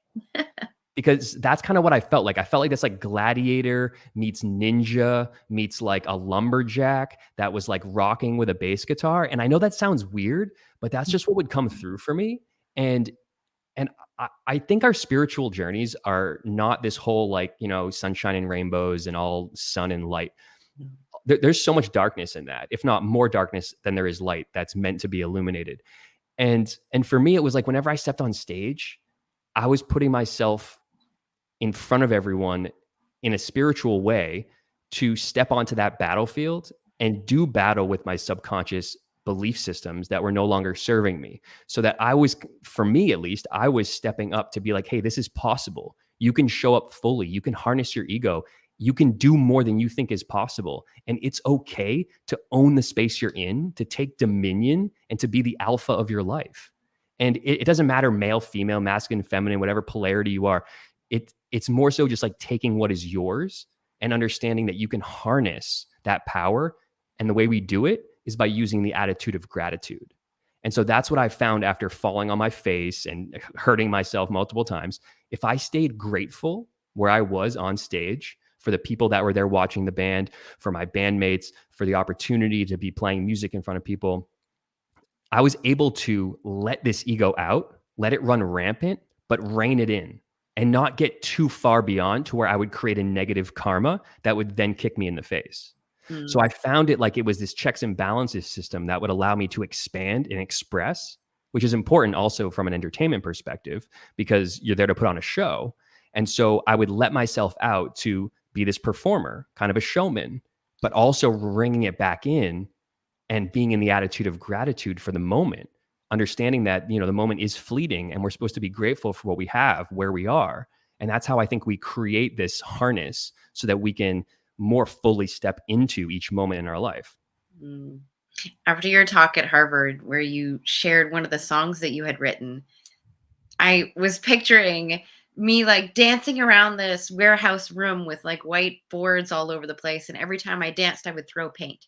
Okay, now my mind is picturing the me today, still wearing the white gown and paint thrown everywhere. But now I'm picturing also this Spartan version of myself wearing all those masks and armor, where I am doing this dance battle with this Spartan version of the old me, the old habits, the old unhelpful, unhealthy things. So now I'm like picturing that as a music video for your song. I mean, that's super cool when you think about it from a visual perspective. It's like the play between like warrior and then also like the creative, Yeah, right? without it being all yeah. like blood and gore, but I mean, it could, but now it's more artistic. You're like, the world is colorful because I had this battle. Mm, And it's the same thing with what you just shared. Like, the world is more colorful and more healthy and more vibrant because I have chosen to look inside and do the hard work of battling myself instead of battling the world. Because battling the world, you're like, there are billions of those soldier things out there, plus then the real people. But if I take the battle inside me, it's harder, but it's just one person. right. It's doable. It feels more balanced. Oh, that's a beautiful imagery. Thank you. Thank It's a you. funny thing with ego too. I think if I hear you right, is that it's about celebrating that you have an ego, but working with it rather than letting it govern you, like letting it destroy you. It's funny. Ego has always been an interesting thing for me. I've had people in the past. It's been a long time now, but people say, "Oh, he has such a big ego," and I was like, "What does that even mean? I don't even know what that means. What does that mean to have a big ego? Like I'm just me. I have my personality, and I live pretty big. I'm outspoken, and I don't think it drags me around though. I think I get to utilize it when it's appropriate to utilize it. Does that make sense? Totally. I think you're speaking on the difference between an ego and an inflated ego. Yeah. Yeah. And that's where I think we find ourselves operating from a place of creating negative karma, negative actions in our life, is when we have an inflated ego. And that's why I think the attitude of gratitude is a great way to keep that in check, because keeping the ego from in a place that is healthy is really important. An inflated ego, though, that's going to kind of set you up for some really intense learning lessons, I think. Yeah, well, and I think it's like a lot of universal truths where when somebody attacks you with something, they're actually putting their stuff on you. Mm. You know, people thinking I had some, because I am at the very least super humble, because I'm critically aware of how many things I don't know and how many things I'm not good at, and maybe detrimentally so. And I think there's a time to celebrate that, well, there are some things I'm good at, and sit in that and be okay with that. Mm. But I like what you're saying about don't say you're the greatest when you aren't. Yeah. That's interesting. What a fascinating exploration. Yeah, it is. It's but I mean, it's just life. But since we're all experiencing different experiences, but they're all shared, I think it's important, because then we learn from each other, and then hopefully we can fail less times when we listen to other people and their stories of failure and what they've learned, which is really good. And like when you were just sharing that, Scott, I was thinking about some of the greatest performers in history have been like, super inflated ego. And so like, I don't ever claim to know, because information's always changing. We're always learning new stuff. But I was thinking of Muhammad Ali talking about how he was the greatest, and right. And then he like did it, right. He was saying he was the greatest, saying he was going to knock out George Foreman, Rumble in the Jungle. And then all of a sudden he did it, which was a massive upset in Africa. And so I think we obviously we're always learning. We're always like exploring this stuff. And like, that's just kind of what I found is to work for me when I stay humble, like you were talking about. Like when we stay humble, I think it keeps us in check a little bit more. But when we're in the public eye, when we're in the arena of entertainment at a high level, I don't know what that would be like. I mean, I played for thousands of people and stuff, but even that, it's minuscule compared to like some like major entertainers and athletes and performers. And I think it's all part of the show. And that's what I really think Muhammad Ali was really good at, was putting on the show. And then creating that sense of confidence within himself, so that he believed it, that he was the greatest. So this way he could create it. And there's something so beautiful in that, because, a lot of times we don't step into our power because we don't see it within ourselves. We don't believe it inside, making it really important to get around people that do see it in us. But if we can tell ourselves stuff and create a story, a narrative that is empowering, I think that's really important. And maybe sometimes we do have to outwardly speak that we're the greatest, while at the same time, maybe internally understanding that we could be wrong. But if we want to do stuff that's really epic and powerful, then I think it's okay to step into that. Like, no, I'm the best, I'm the greatest. Because kind of like what you said, Laura, it's an internal job. It's inside in that relationship with you. If you're stepping onto the battlefield being like, hey, I'm the greatest, then you're going to probably do some stuff that's pretty damn great. But if you were to sit and have your internal dialogue be, you know what, well, I'm second best, or, I'm not that good. Yeah, you might just wallow. You might just, not step into that power. And I think there's something really beautiful in whether it's that really outspoken, I'm the greatest, or whether it's that internal dialogue that's telling you, you are the greatest. There's something to be said, and for everyone, and to take the time to learn what works for us. And maybe you failed. Maybe you get knocked out in the ring after you say you're the greatest, but whatever, you get back up. You say it again. I appreciate what you were sharing, Scott, because more often than not, I'm reminded how little I know. And it's I struggle with that. I mean, I've been a coach for 25 years and I've learned quite a few things. And if I'm doing a treadmill run analysis, I've got a new client that they want to run, like I've got one right now. She wants to run a 50K race, like an ultra distance. Like, so it's not much further than a marathon, but it's a big deal. Yeah. And another lady that I coach that does 100 milers, so 162 kilometer running and stuff. When I do a treadmill run analysis and I show them what form is breaking down and what things they're doing that are harming their run and not allowing them to run faster, I feel really confident and I feel solid when I'm doing. And at the same time, I've been working with a lady who's got a doctorate in physiotherapy, and she's been teaching me things about breathing techniques and postural alignment stuff that I had no idea. And they're so profound. And all of a sudden I'm in a place of this humility where it's like, holy crap, I don't know a goddamn thing. Like, so those two are always at war with me. But if I sit and marinate in the I don't understand everything, you'd never accomplish anything. Because you, at some point you have to be, maybe I'm not the greatest, but I'm good enough. Right? Because you can't, like, I know enough to know that I don't know enough. Right? Kind of reminding me, it kind of reminds me that I don't know if it's a fable or not, but that master is a beginner, while at the same time the beginner is a master. Mhm. Yeah. Because I think it keeps us open to learning.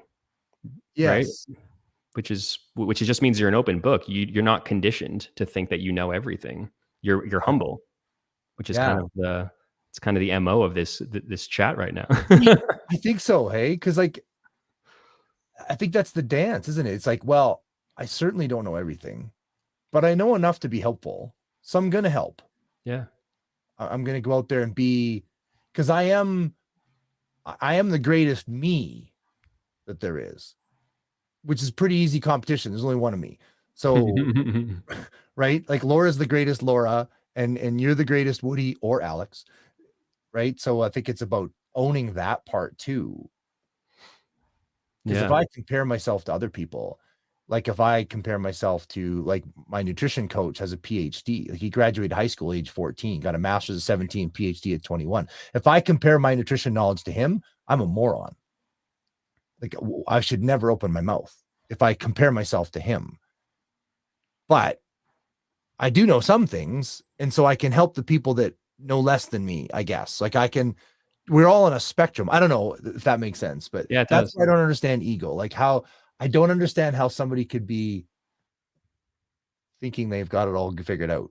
Yeah, it reminds me of the difference between confidence and arrogance. Yeah. Because I think it's a fine line to where you start getting into this more arrogant space when you start believing that you know everything, and that, like, you're, excuse the language, but your shit doesn't stink. But it's like, all the people I've been around in the music industry, and honestly more so even in the yoga world, which is very ironic, kind of Yes. act a little bit more like, arrogant, where I understand that's part of life, especially when you talk about, like, politics and finance and all this stuff, right? That's encompasses our world.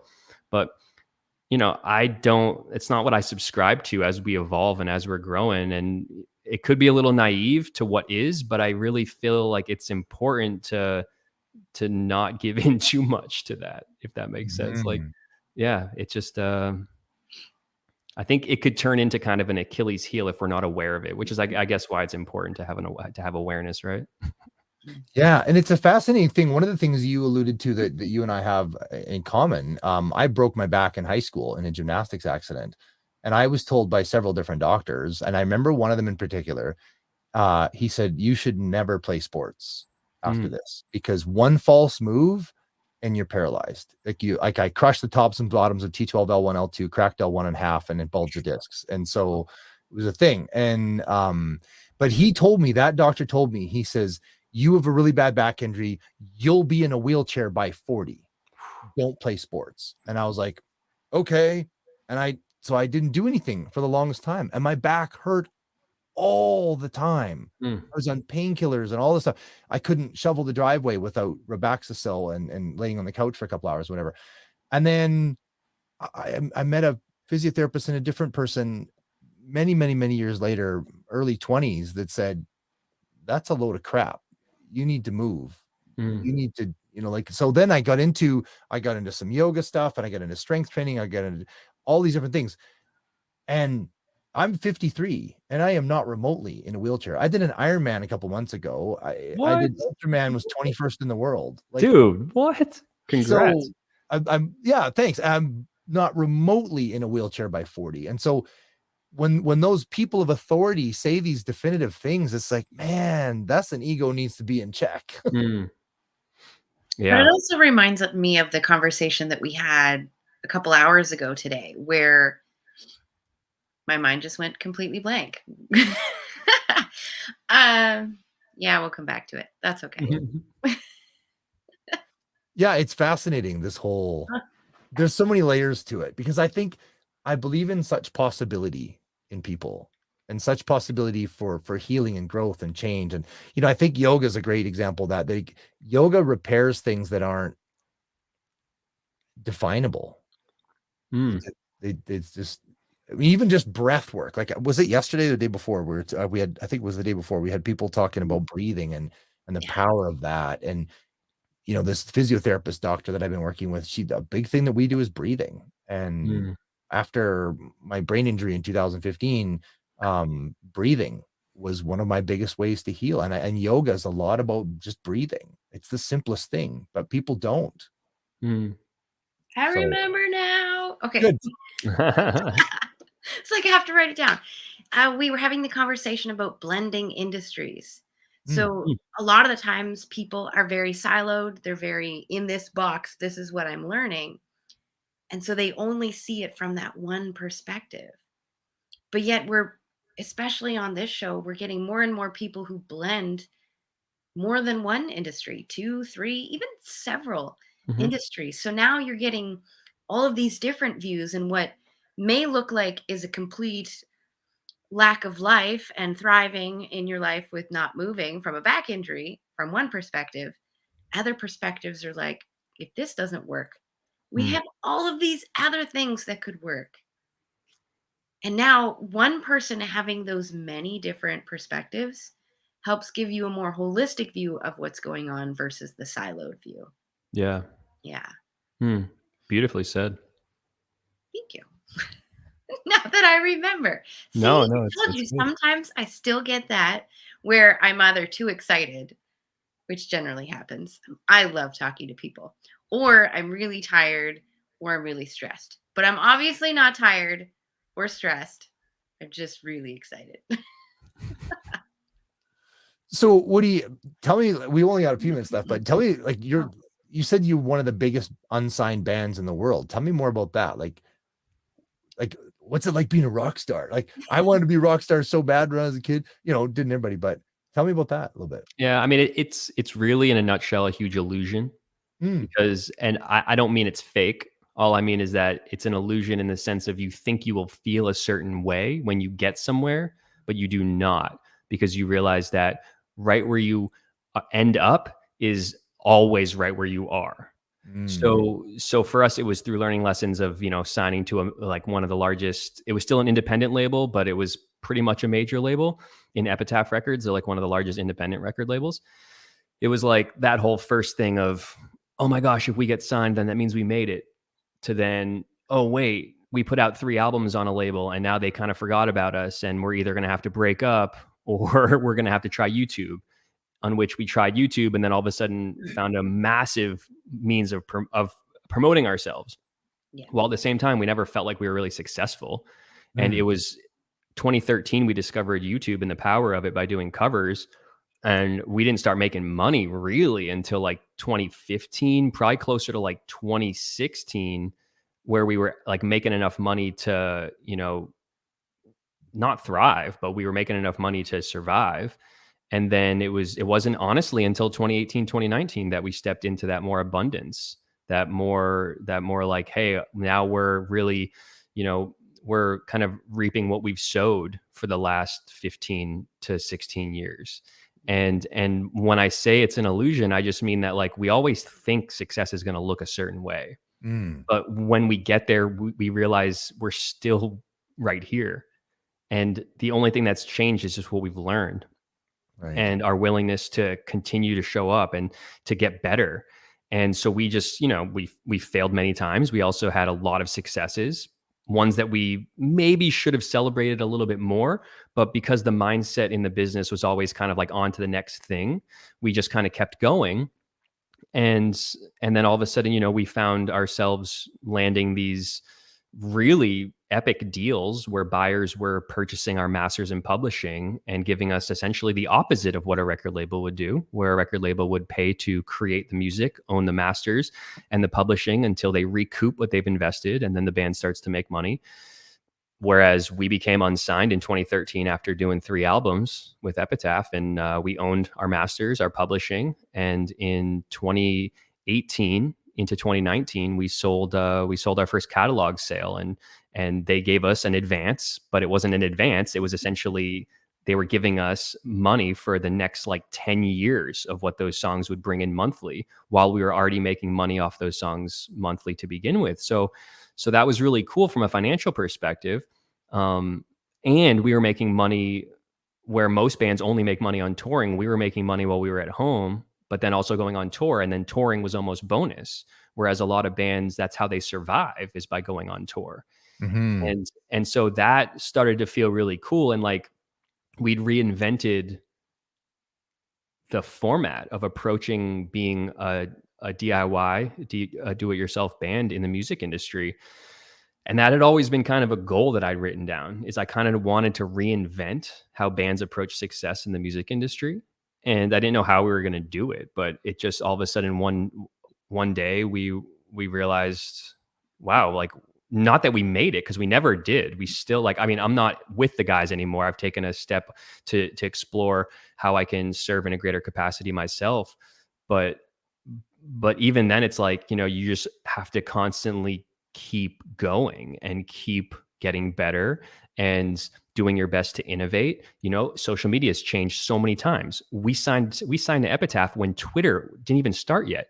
I remember having a text message number, like a phone that I could text on. Or I said that backwards. I had a number on my phone I could text, and it would post to Twitter. This is before they had an app. Like, this is before we had apps on our phones. And so I would be on tour in like 2007, 2008, and Epitaph had made us a Twitter account so we could tweet by texting a number. So we went through that process of then being like, okay, Twitter, what is this? Okay, YouTube, what is this? Okay, Instagram, what is this? Okay, TikTok, what is this? And we had to learn how to use those modalities, which is just a great example of just learning how to innovate and get better and to evolve with trends, evolve with technology, so that you can better serve your product. And so I guess kind of going back to what I originally said, it never really felt like we were, at a place where we made it. It felt like there was always a place where there was more to go. And so that's, I guess, how I would answer that question, is like, it felt cool. It felt a little bit like it was an itch you couldn't scratch. And it also felt it made me feel incredibly alive, particularly when I was on stage, because that's what I actually live for, is to connect with people in a live format. The music was great, but I never thrived in a studio ever. It was never my highest excitement. I always lived to be on tour. And when my guys last year, or at the beginning of this year, told me they never wanted to tour again, something that I think they are going on tour again, which is weird to me, but it is what it is. But they said they never wanted to tour again. And I was like, well, that's kind of sucks, because I live to not just travel, but to connect with people. I don't live to be in like a box and just create music for the rest of my life. And so for me, I felt so alive when I would be out there meeting people, playing, like literally jumping on top of the crowd and crowd surfing to the bar sometimes to get beers for the rest of my band, and crowd surf back in the middle of a song. And, and just like have that electricity of the crowd. But it doesn't have to be a crowd. It was just legit having conversations about anything from yoga to wellness, breath work, spirituality, other trippy stuff, and music included. That would really light me up. And even talking to you guys here, this is, now turning into that format for me, which is fun. It's that aliveness that I was after. And of course, with, the current events in the world, with C19 and everything in 2019 into 2020, into 2021, like, I didn't really know what touring would ever look like again. And so we had to pivot. Me particularly internally had to pivot in the format of, how do I get myself out there and express? And I love that we have this format to connect with. But as Laura's seen, like when you saw me at Harvard, that's like now the new stage of my life to perform at, until I can like play musically again, which is in the cards, but it's more like that's just another stage, right? It's another moment. It's another opportunity to connect. And while it might not look the same, like crowd surfing and doing all this stuff, it's still connection, just in a different format. And so to answer like your question in a long form, Scott, it's like it really made me feel alive, but I was always feeling like I had like an itch that I needed to scratch, which I still do.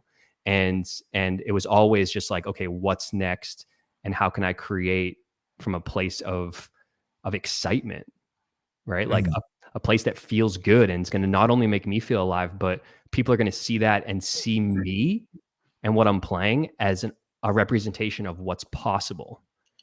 And that's really what I want to be, you know, that bridge, like we talked about before, is like that bridge to possibility. Nice. So then, awesome.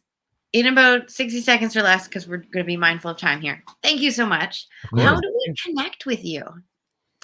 Best way to connect with me would be through my socials. Instagram is just at Woody Woodrow.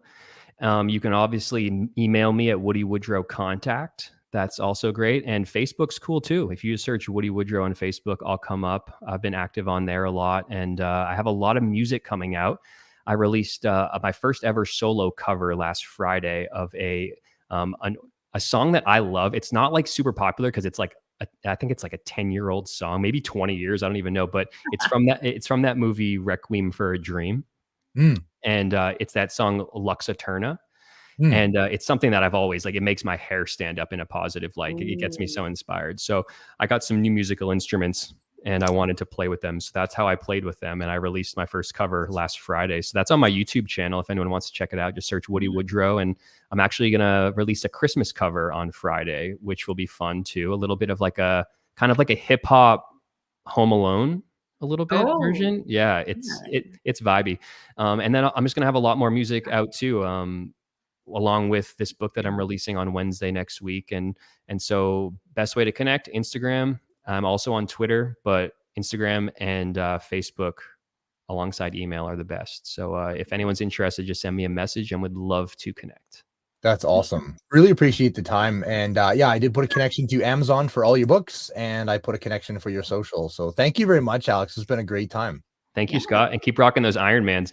My dad ran an Ironman in Hawaii in 1982. Nice. Yeah, and so he speaks of it fondly from a place of course, very dark pain, but he speaks of it, you know, as one of those really inspiring moments in his life. And I know that is not a casual feat. So respect.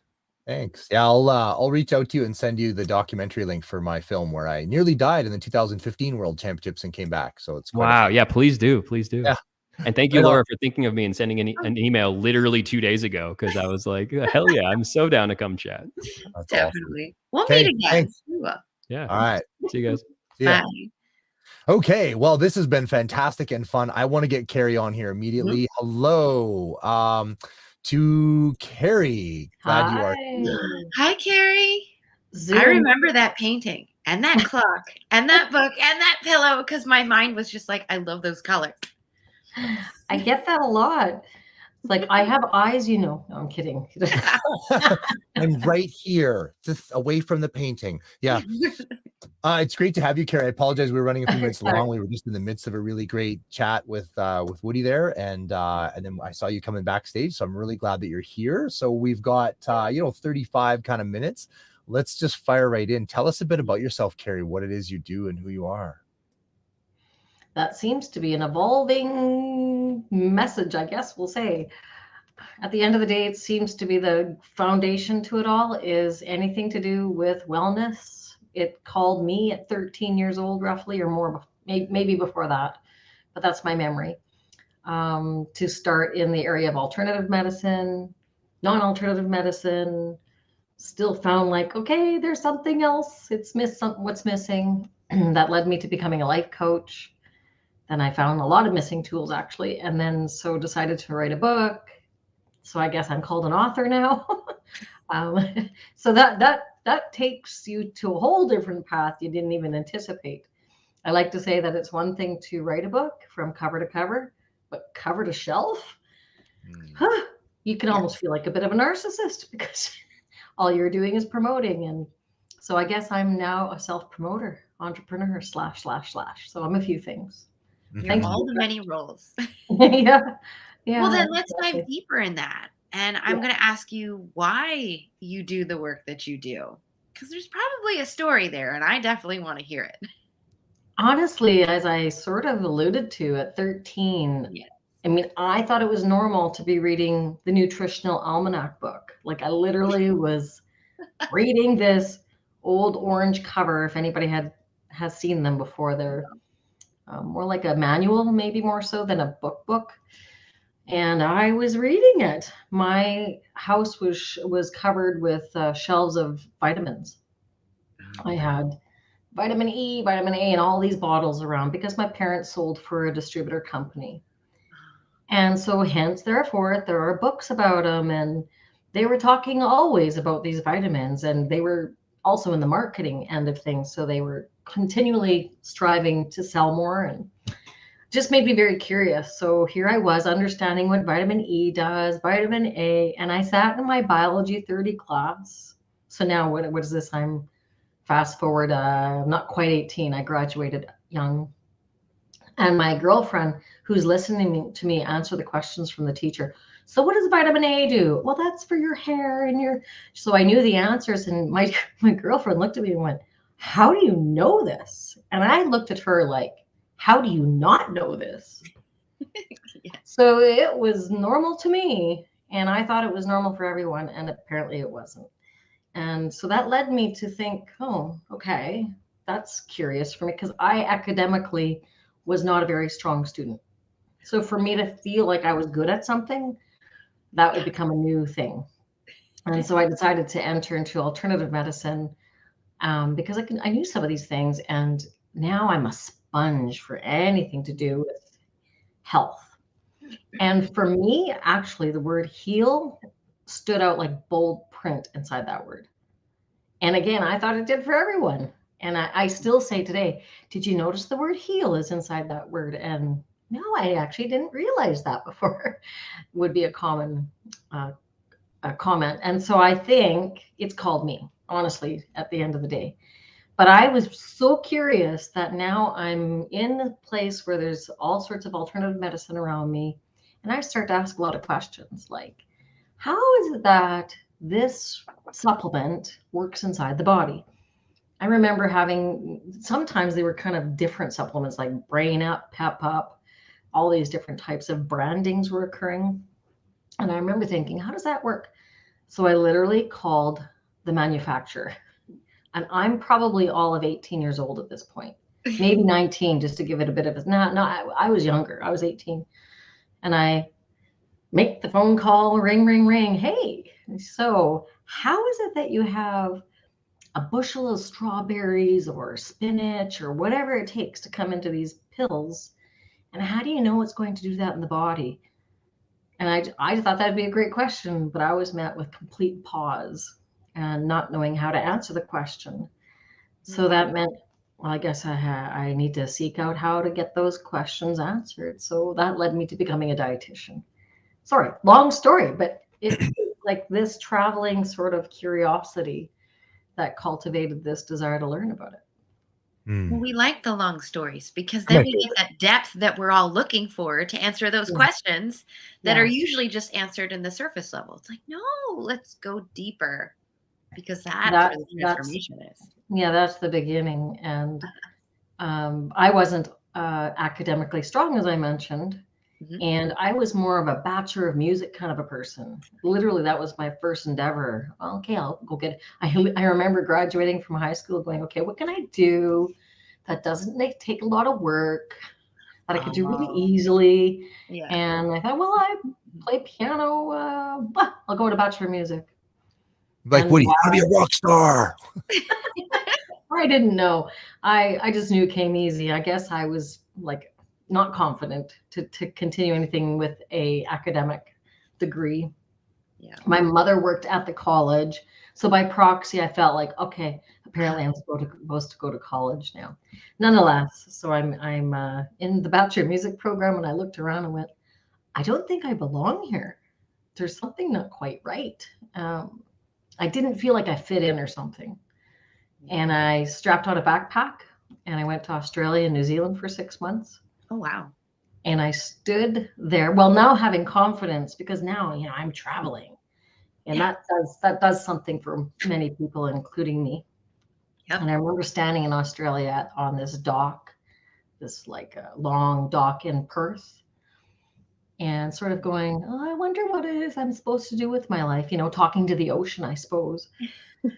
And I heard, you know, become a dietitian. And I seriously didn't even know what that was, but there was something in me that must have.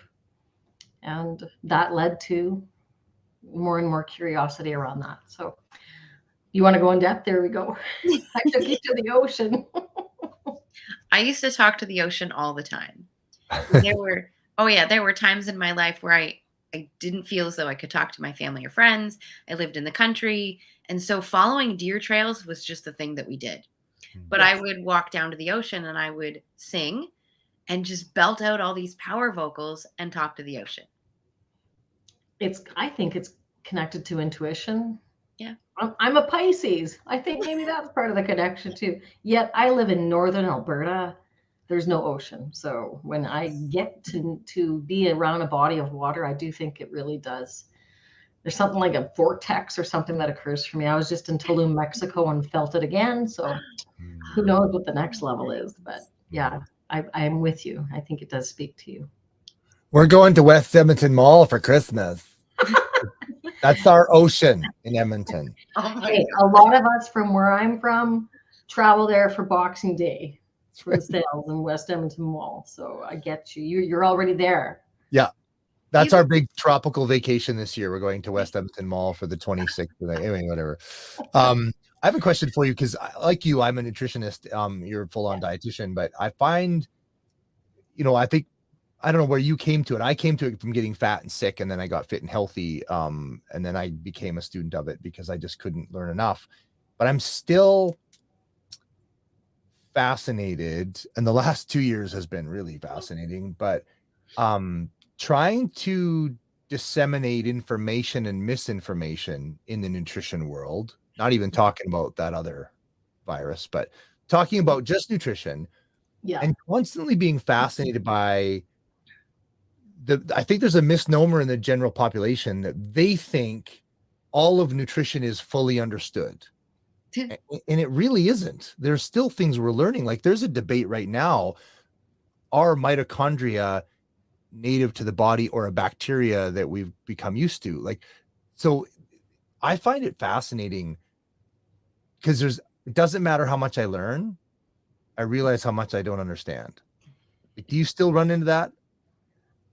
Yeah, and I'll tell you, in a way that's also wonderful, because it keeps me curious as took me down the path in the first place.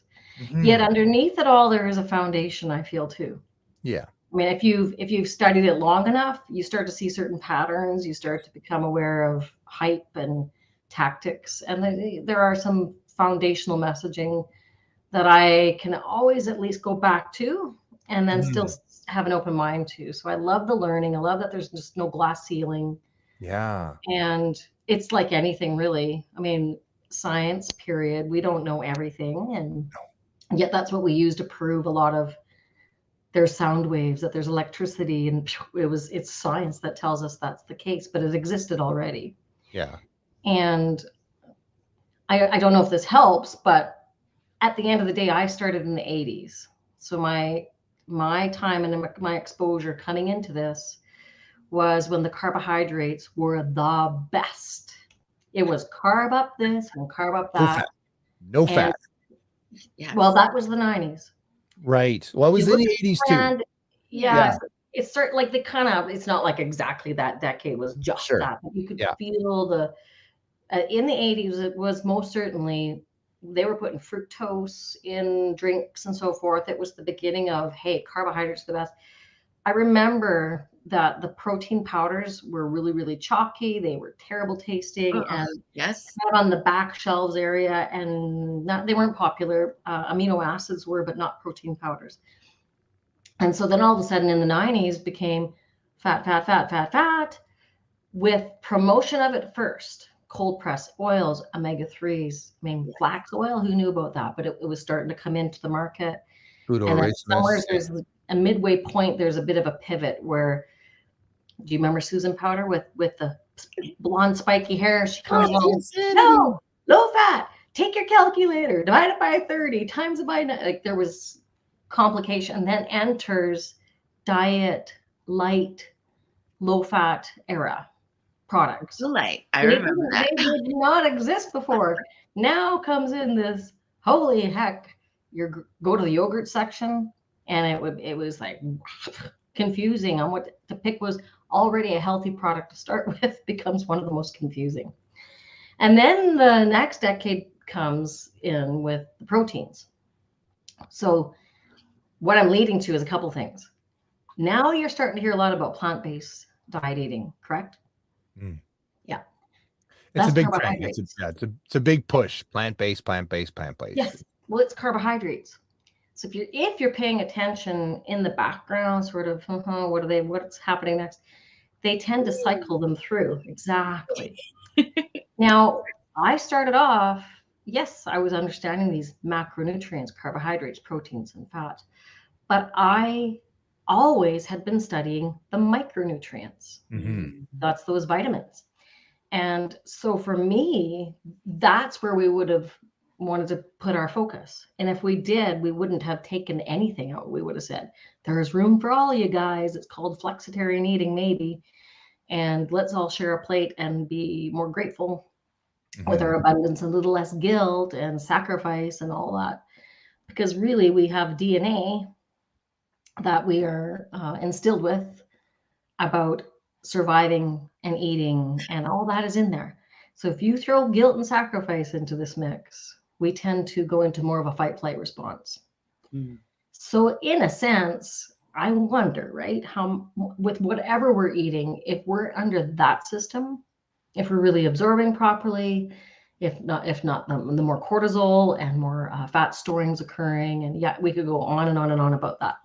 But what I'm really getting to try and get to your original question is, unless you don't know what you don't know, understanding that by taking a group out or just focusing just on the mitochondria or what about missing the foundational message, which is, let's have abundance of food and enjoy it. Yes. According to your activity. Yes. But let's not negate those micronutrients. That's where the healing is. Yeah. It's a challenging industry. I think people don't really realize, they don't understand how challenging it is. And I'm with you. I'm not into pendulum diets. I'm in the middle.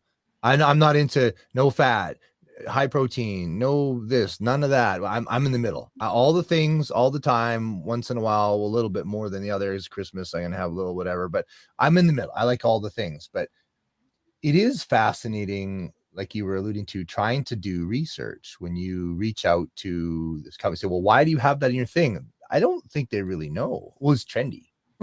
We could sell that. Like they don't Times, really, yeah. It can definitely be down to the hype, and understanding behind the scenes too would be, well, what's the shelf life on that? If we're going to put the healthiest fat in there, you know, if you're a manufacturer and selling things, that matters. It really matters by the time you get into my home and how long it's going to be in my home. So there's due respect to some of that as well. So there's so many layers, and there's also the challenge that food has changed a lot, like what we've done to food, how we process it, where we get it from. It's fascinating. It's a fascinating and sometimes frustrating world to be in.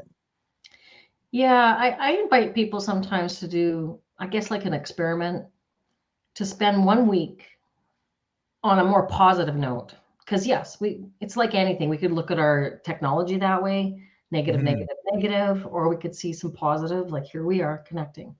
Yeah. When it comes to food and it coming from all these places, and that can be painted with a negative spin, but on the other spectrum, I live in northern Alberta. There would be no fruit. There would be very little vegetable except for the root vegetables. And so I'm really glad that there's avocado in my fridge and plums. And that wouldn't happen if it wasn't for a bigger production and also the transportation of it all. But eating more local, fresher the better when that's possible. Absolutely. But I want to see things a bit more positively as much as possible. Yeah. Sorry, go ahead. No, I was going to say, I love what you're saying there, like being positive about it and celebrating the gift that we have of it rather than looking at the negative. Because one of the things I've said is, if you knew as much about nutrition as I did, if you had studied to the depths that I've studied, you would never, ever eat food, drink water, or breathe air. Because they're terrible for you. Yeah. Like, and you got to just stop. Like, I mean, Susan Patter was wrong. Stop the madness, but she created the madness. But never mind. So true. Everybody remembers her though, right? But it is a piece of that about relax and just eat real food. And if your diet is stressing you to your limits, it's no longer helping you. Let's look at this. I mean, we're eating while we're driving in traffic, and we're skating across the floor with like a forkful, and then to the dishwasher, and then out the door. And there's so much fight, flight response happening, stress response happening within that. So we're not even absorbing to the level. And it comes to me, it's so brushed past to not understand even how we're breathing. So we are what we eat. We definitely become what we think. But what about how we eat? While we're watching the news, you know, I like watching movies too with popcorn and stuff. And every now and then I think, holy, that was a scene that got my heart racing. And if that's happening, any kind of stress response, driving in traffic, fighting with your spouse, the chemical response in the body is no different than if you were running from a mammoth, maybe just to varying degrees, but the response, the chemical response isn't different. And fight flight is not, as you know, running marathons or triathlons, you don't run and digest at the same time. Not very well. It shuts right down. It's all about prioritization to the muscles to go. And and if you are eating some things, there better be porta potties nearby. So nonetheless, I've run some marathons myself. I can tell you, at least for those and many of my clients, that is just not a mix. Yeah. However, breathing into the opposite system, and that generally is, I mean, there's different ways to do it, but a deep breath, inhalation through the nose, out through the mouth, a couple of times. Never in our history were we running from a mammoth while breathing that way. So we flip over to the parasympathetic system, otherwise known as the rest, digest, create mode. It's right in the wording. You will better digest if you take time to pause, breathe, and flip out of the fight flight response. So I guess I'm saying all this because it doesn't, you know, in some cases, it matters what we eat, but even more so could be how we're eating and what our mind is doing while we're eating. Yeah. If you're eating the best meal in the world in a noisy place with a phone going and you're talking and you're listening and you got to eat quickly, you only got 87 seconds to eat this entire meal, because then I got to go back. The nutrition of that meal isn't going to be as good as it could be. 100%. In addition, your liver is kind of going, oh, okay, so I don't know what's going on. So this person probably needs more sugar. So it does all this conversion of glycogen, as you know, out it goes to the muscles. And then not long afterward, it's going, okay, even though you didn't move and expend that extra energy through your muscles, in fact, opposite, the liver still says, I need some of that back for tomorrow because you're probably going to flip out again. Yeah. So it is continually causing these extra cravings, usually of sugar in that case, because it's looking for the glycogen to come back into the liver to be replenished. So we have this weird cycle occurring with, I didn't even need that extra in the first place, but I'm craving it now. Do you see how it can create that? And I know that you're familiar, especially if you're even a runner without your background of nutrition, you would be tapped into that a bit more. So we're not leaving you out, Laura. I don't know. Maybe you've had anybody with hypoglycemia or low sugars would relate more to what I'm referring to, but no, I get it. I have liver issues. Oh, there you go. Yeah. Yeah, definitely. I've done a lot of study in diet and nutrition, but not to the level you two are, because it needed to be a part of my healing process, just like many other people. Like, you go through something and you can't always find the answers. And sometimes you just have to go find those answers yourself, because my doctors couldn't answer questions about diet. They're not trained in it. And that blew my mind when I Very went much. and I asked questions. Yes. And then I found out that like your GP has no course in nutrition. And if they do, Very, it's because very they have little. chosen to take Mhm. that as an elective, It's not it's because one they it's enjoy it. 1 week. It's Yes. 1 Yeah, week like that's in one crazy. of their years. Yeah. I mean, I was kind of glad when I became a dietitian because it gave me my job purpose. So Yeah. it was like, oh, good. They'll refer to me more. I mean, so yes, I was taking it and making a positive spin to it, but absolutely, it would be great if they Definitely. learned more. However, it'd be nice if there was a nutrition quest before the diagnosis that led to the doctor in the first Yeah. place.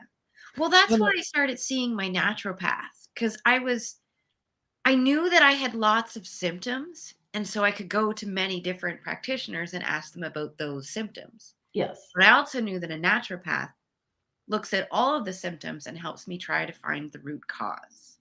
So I went, okay, where is there a naturopath that isn't going to just be like, here's a flu thing that I don't understand? Like, I want somebody who's going to look deep and tell me, here are options by understanding what it's like in different fields. So the naturopath I went to, she's like, most of the Yeah. issues you have is because of your digestion. And I went, so my back pain has to do with digestion. My hip pain has to do with digestion. Yes. Yes. Let's Yes. get you on some stuff. And it was because of my accident. So before I went to go see her, it was digestion based. After my accident, I was in a bike accident too.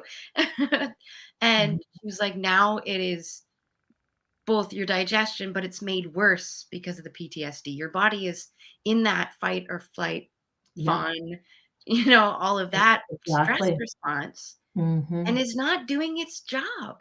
Yes. So It's now we have continually to playing get what catch we're up. doing. Yeah. Yeah, and Mhm. really like hone in on it and be very gentle.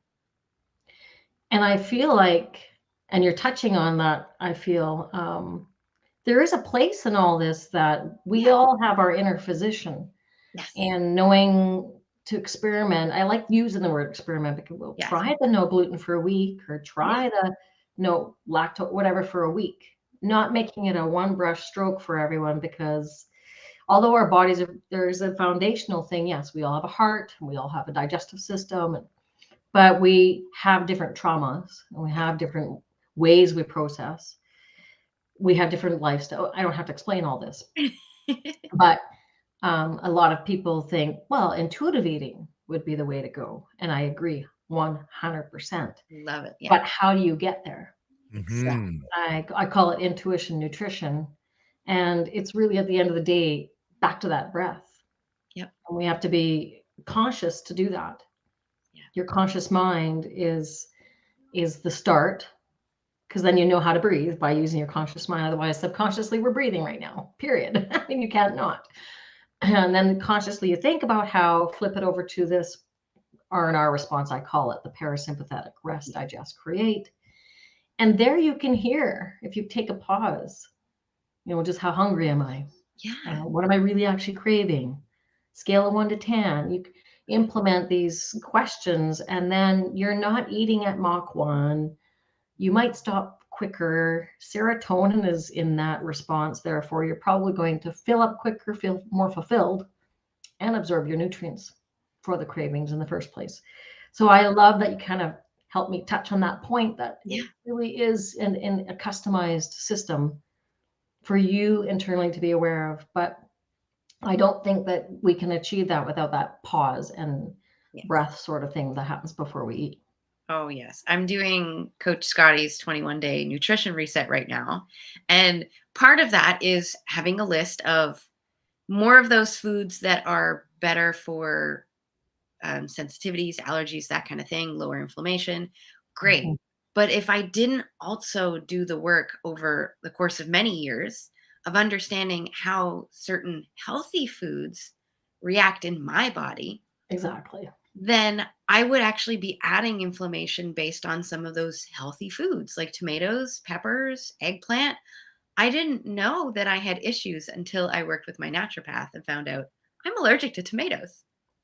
That's Yeah. why I'm itchy all the time. Like, I thought that was normal. You thought Just it was like normal. learning about nutrition. Thought it was completely normal. Like Yeah. every 5 Yeah. minutes I'd be scratching.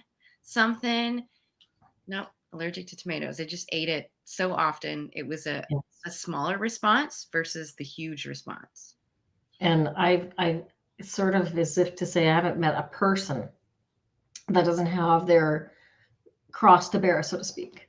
It's peanuts or it's strawberries, and there's usually something which at the end of the day makes me realize, although we have identical systems inside, like seriously, we have a heart, we have the liver, yet there's this unique blueprint for everyone. And that customization, that probably is what keeps me so intrigued in the area of nutrition in the first place. Yeah. Because every single person you meet is going to have a slightly different spin to things. And in a way, I kind of, I think that's important because it does cause you to listen, as opposed to, well, why pay attention for all the identical same?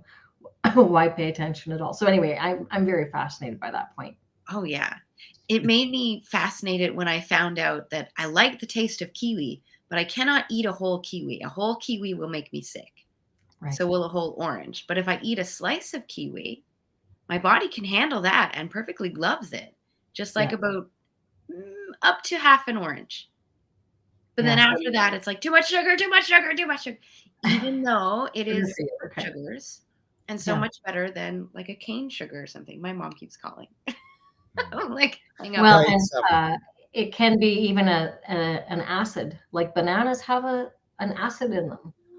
So for some people, it causes constipation, opposite of what you're looking for. Yeah. But who would know? But you have to also the food science, which is another fascinating thing. I know. I get caught right up in that. Right. And it really does feel for me like the digestive system, again, people will say it has its own brain. And being able to understand how it digests, because fruits and vegetables, for instance, take about 30 minutes to digest. Yeah. So a reaction time of that length would tell you what's happening, whereas it's 5 hours for fats. So you need about 5 hours to really get things right through the whole system to really understand what's happening there. So I like the combination where you have your own blueprint, but there's these little tools and pearls of wisdom that go with the journey. Yep. And keep it kind of fascinating that way. Yeah, because then every time you try something, an experiment with something, you're like, oh, I thought I was headed this direction, but it's actually over here. And even just that 1% shift in my daily habits can make me feel 10% better in a week. Yes. In just 1 week. Exactly. Yeah. Amazing. And then you feel what I believe, so naturopath or alternative medicine, what I discovered was a lot of empowerment energy around that. So a lot of people were coming there to find like, I'm going to do something because I feel like this diagnosis or prior to the diagnosis, I feel like I could do X, Y, and Z. For me, I always felt like they were willing to be empowered and the people serving were empowering. And I'm not taking away from the opposite end of the spectrum, but there are a lot of individuals who are looking, hey, where's that pill or where's that fix me thing? And a lot of willpower energy instead. So I do love the functionality of both, actually. And I always want to premise by saying we need both. If you're having a heart attack, where do you go? Straight to the acute care hospital. Yeah. Thank you very much. Not your naturopath. If you have type 1 diabetes, you need insulin and you need someone to help you with what that is. And type 2 diabetes is not the same. With type 2, you could go to either or. Yep. And I always like to say this because it's so important that people don't think I'm favoring one over the other. That's important to me. Yeah, there's a place for both. Yeah. There's absolutely a place for both. To me, like when I was in a near-death crash, I needed the regular hospital. I needed metal plates put in. I needed all that stuff. But once that was all done, then I needed natural to get the anesthesia out and get my body back to working again and get my gut flora to work again. And so you need both. You have to have both. Yeah. And I was so fortunate to have been part of the time frame on this planet to witness this sort of pivot that occurred. So prior, it's a little bit more preventative. And then all of a sudden we have acute care model. And I'm in this industry at this point. So this is in the late 90s, where I'm straight into acute care, and diabetes is starting to increase and heart disease is really starting to increase. In younger people, we weren't seeing that in the past. So it wasn't on the radar the same. And I just remember being in ICU. It was a Friday afternoon. And one individual comes in and you hear, okay, code 9 and all the things that happen in a hospital like that.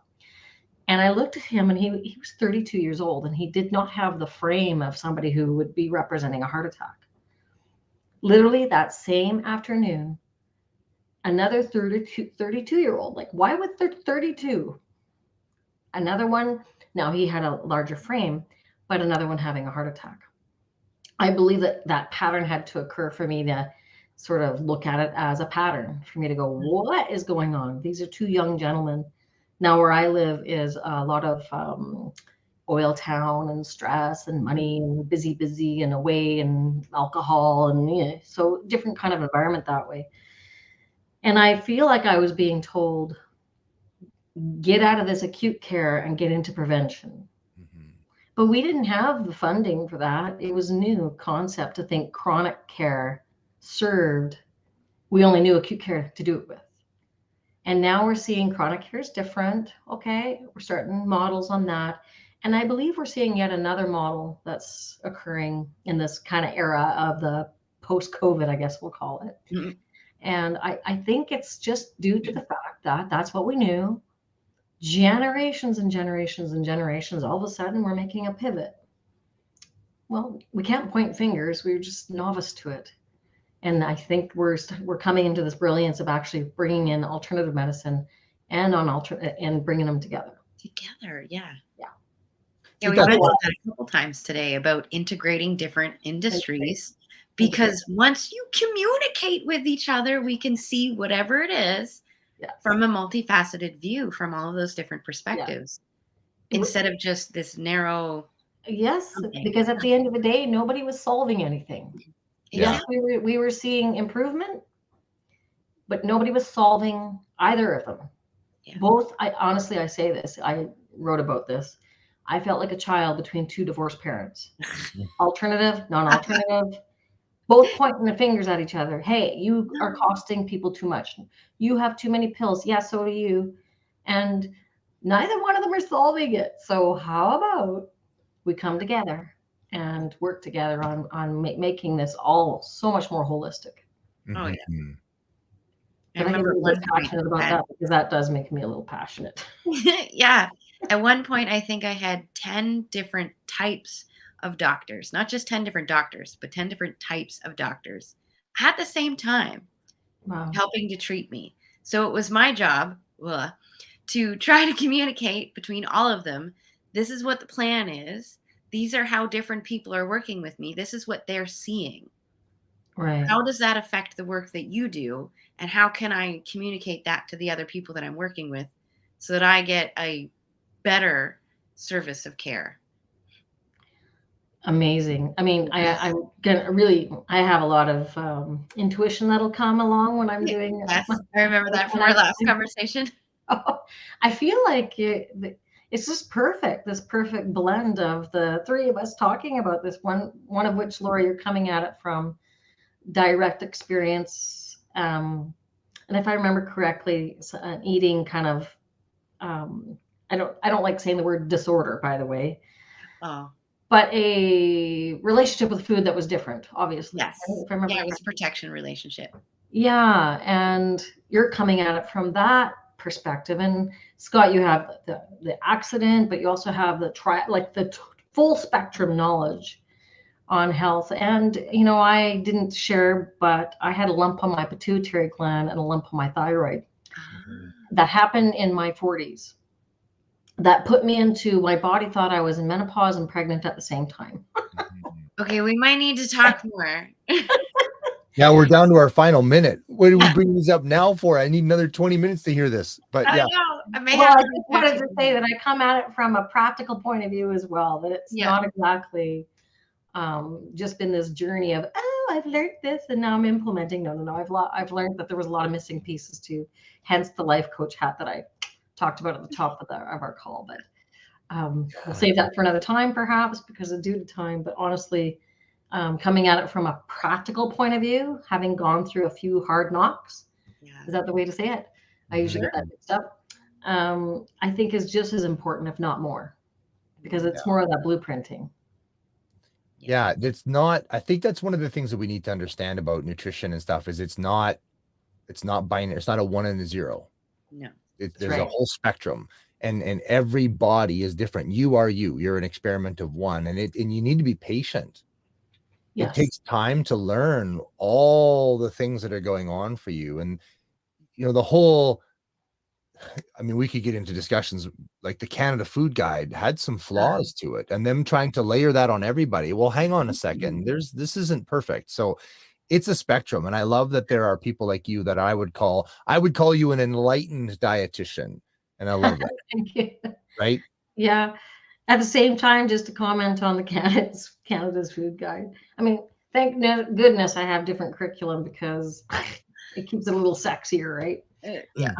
But I remember when that was starting to become, because again, back in the 80s, I remember them going, oh gosh, well, how are we going to get a tool out to everyone that's 80 years old on the couch, to one that's active, to a 2-year-old? And how will we get this out there? And it was a difficult process to try and communicate to the vast majority. Yeah. And prevention or disease, which one do we go with?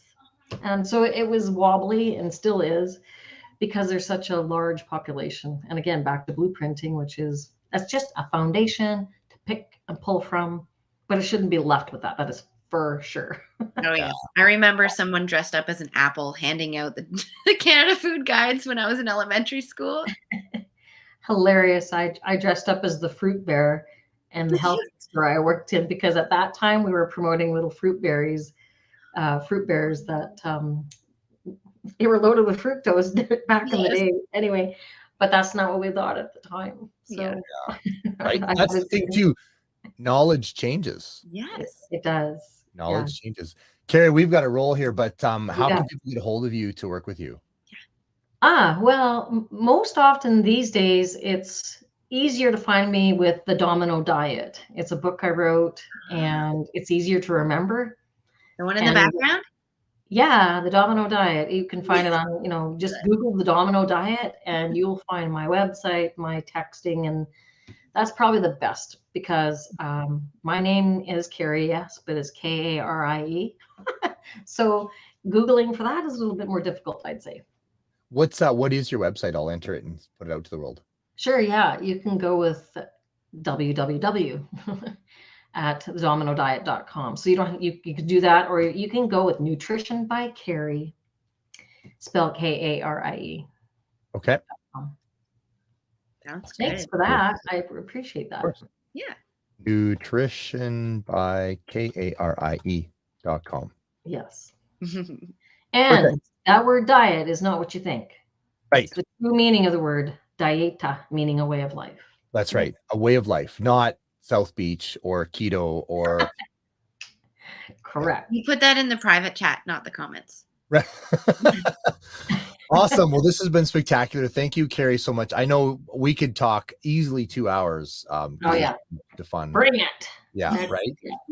But it's been spectacular having you on the show today. Thanks for making it on. And it's been great. Wishing you all the success. You too, as well. Thanks. Oh, I think she froze or left early. For much. Yeah, I just changed my cord. Okay, we're good. Oh. Okay. We got you.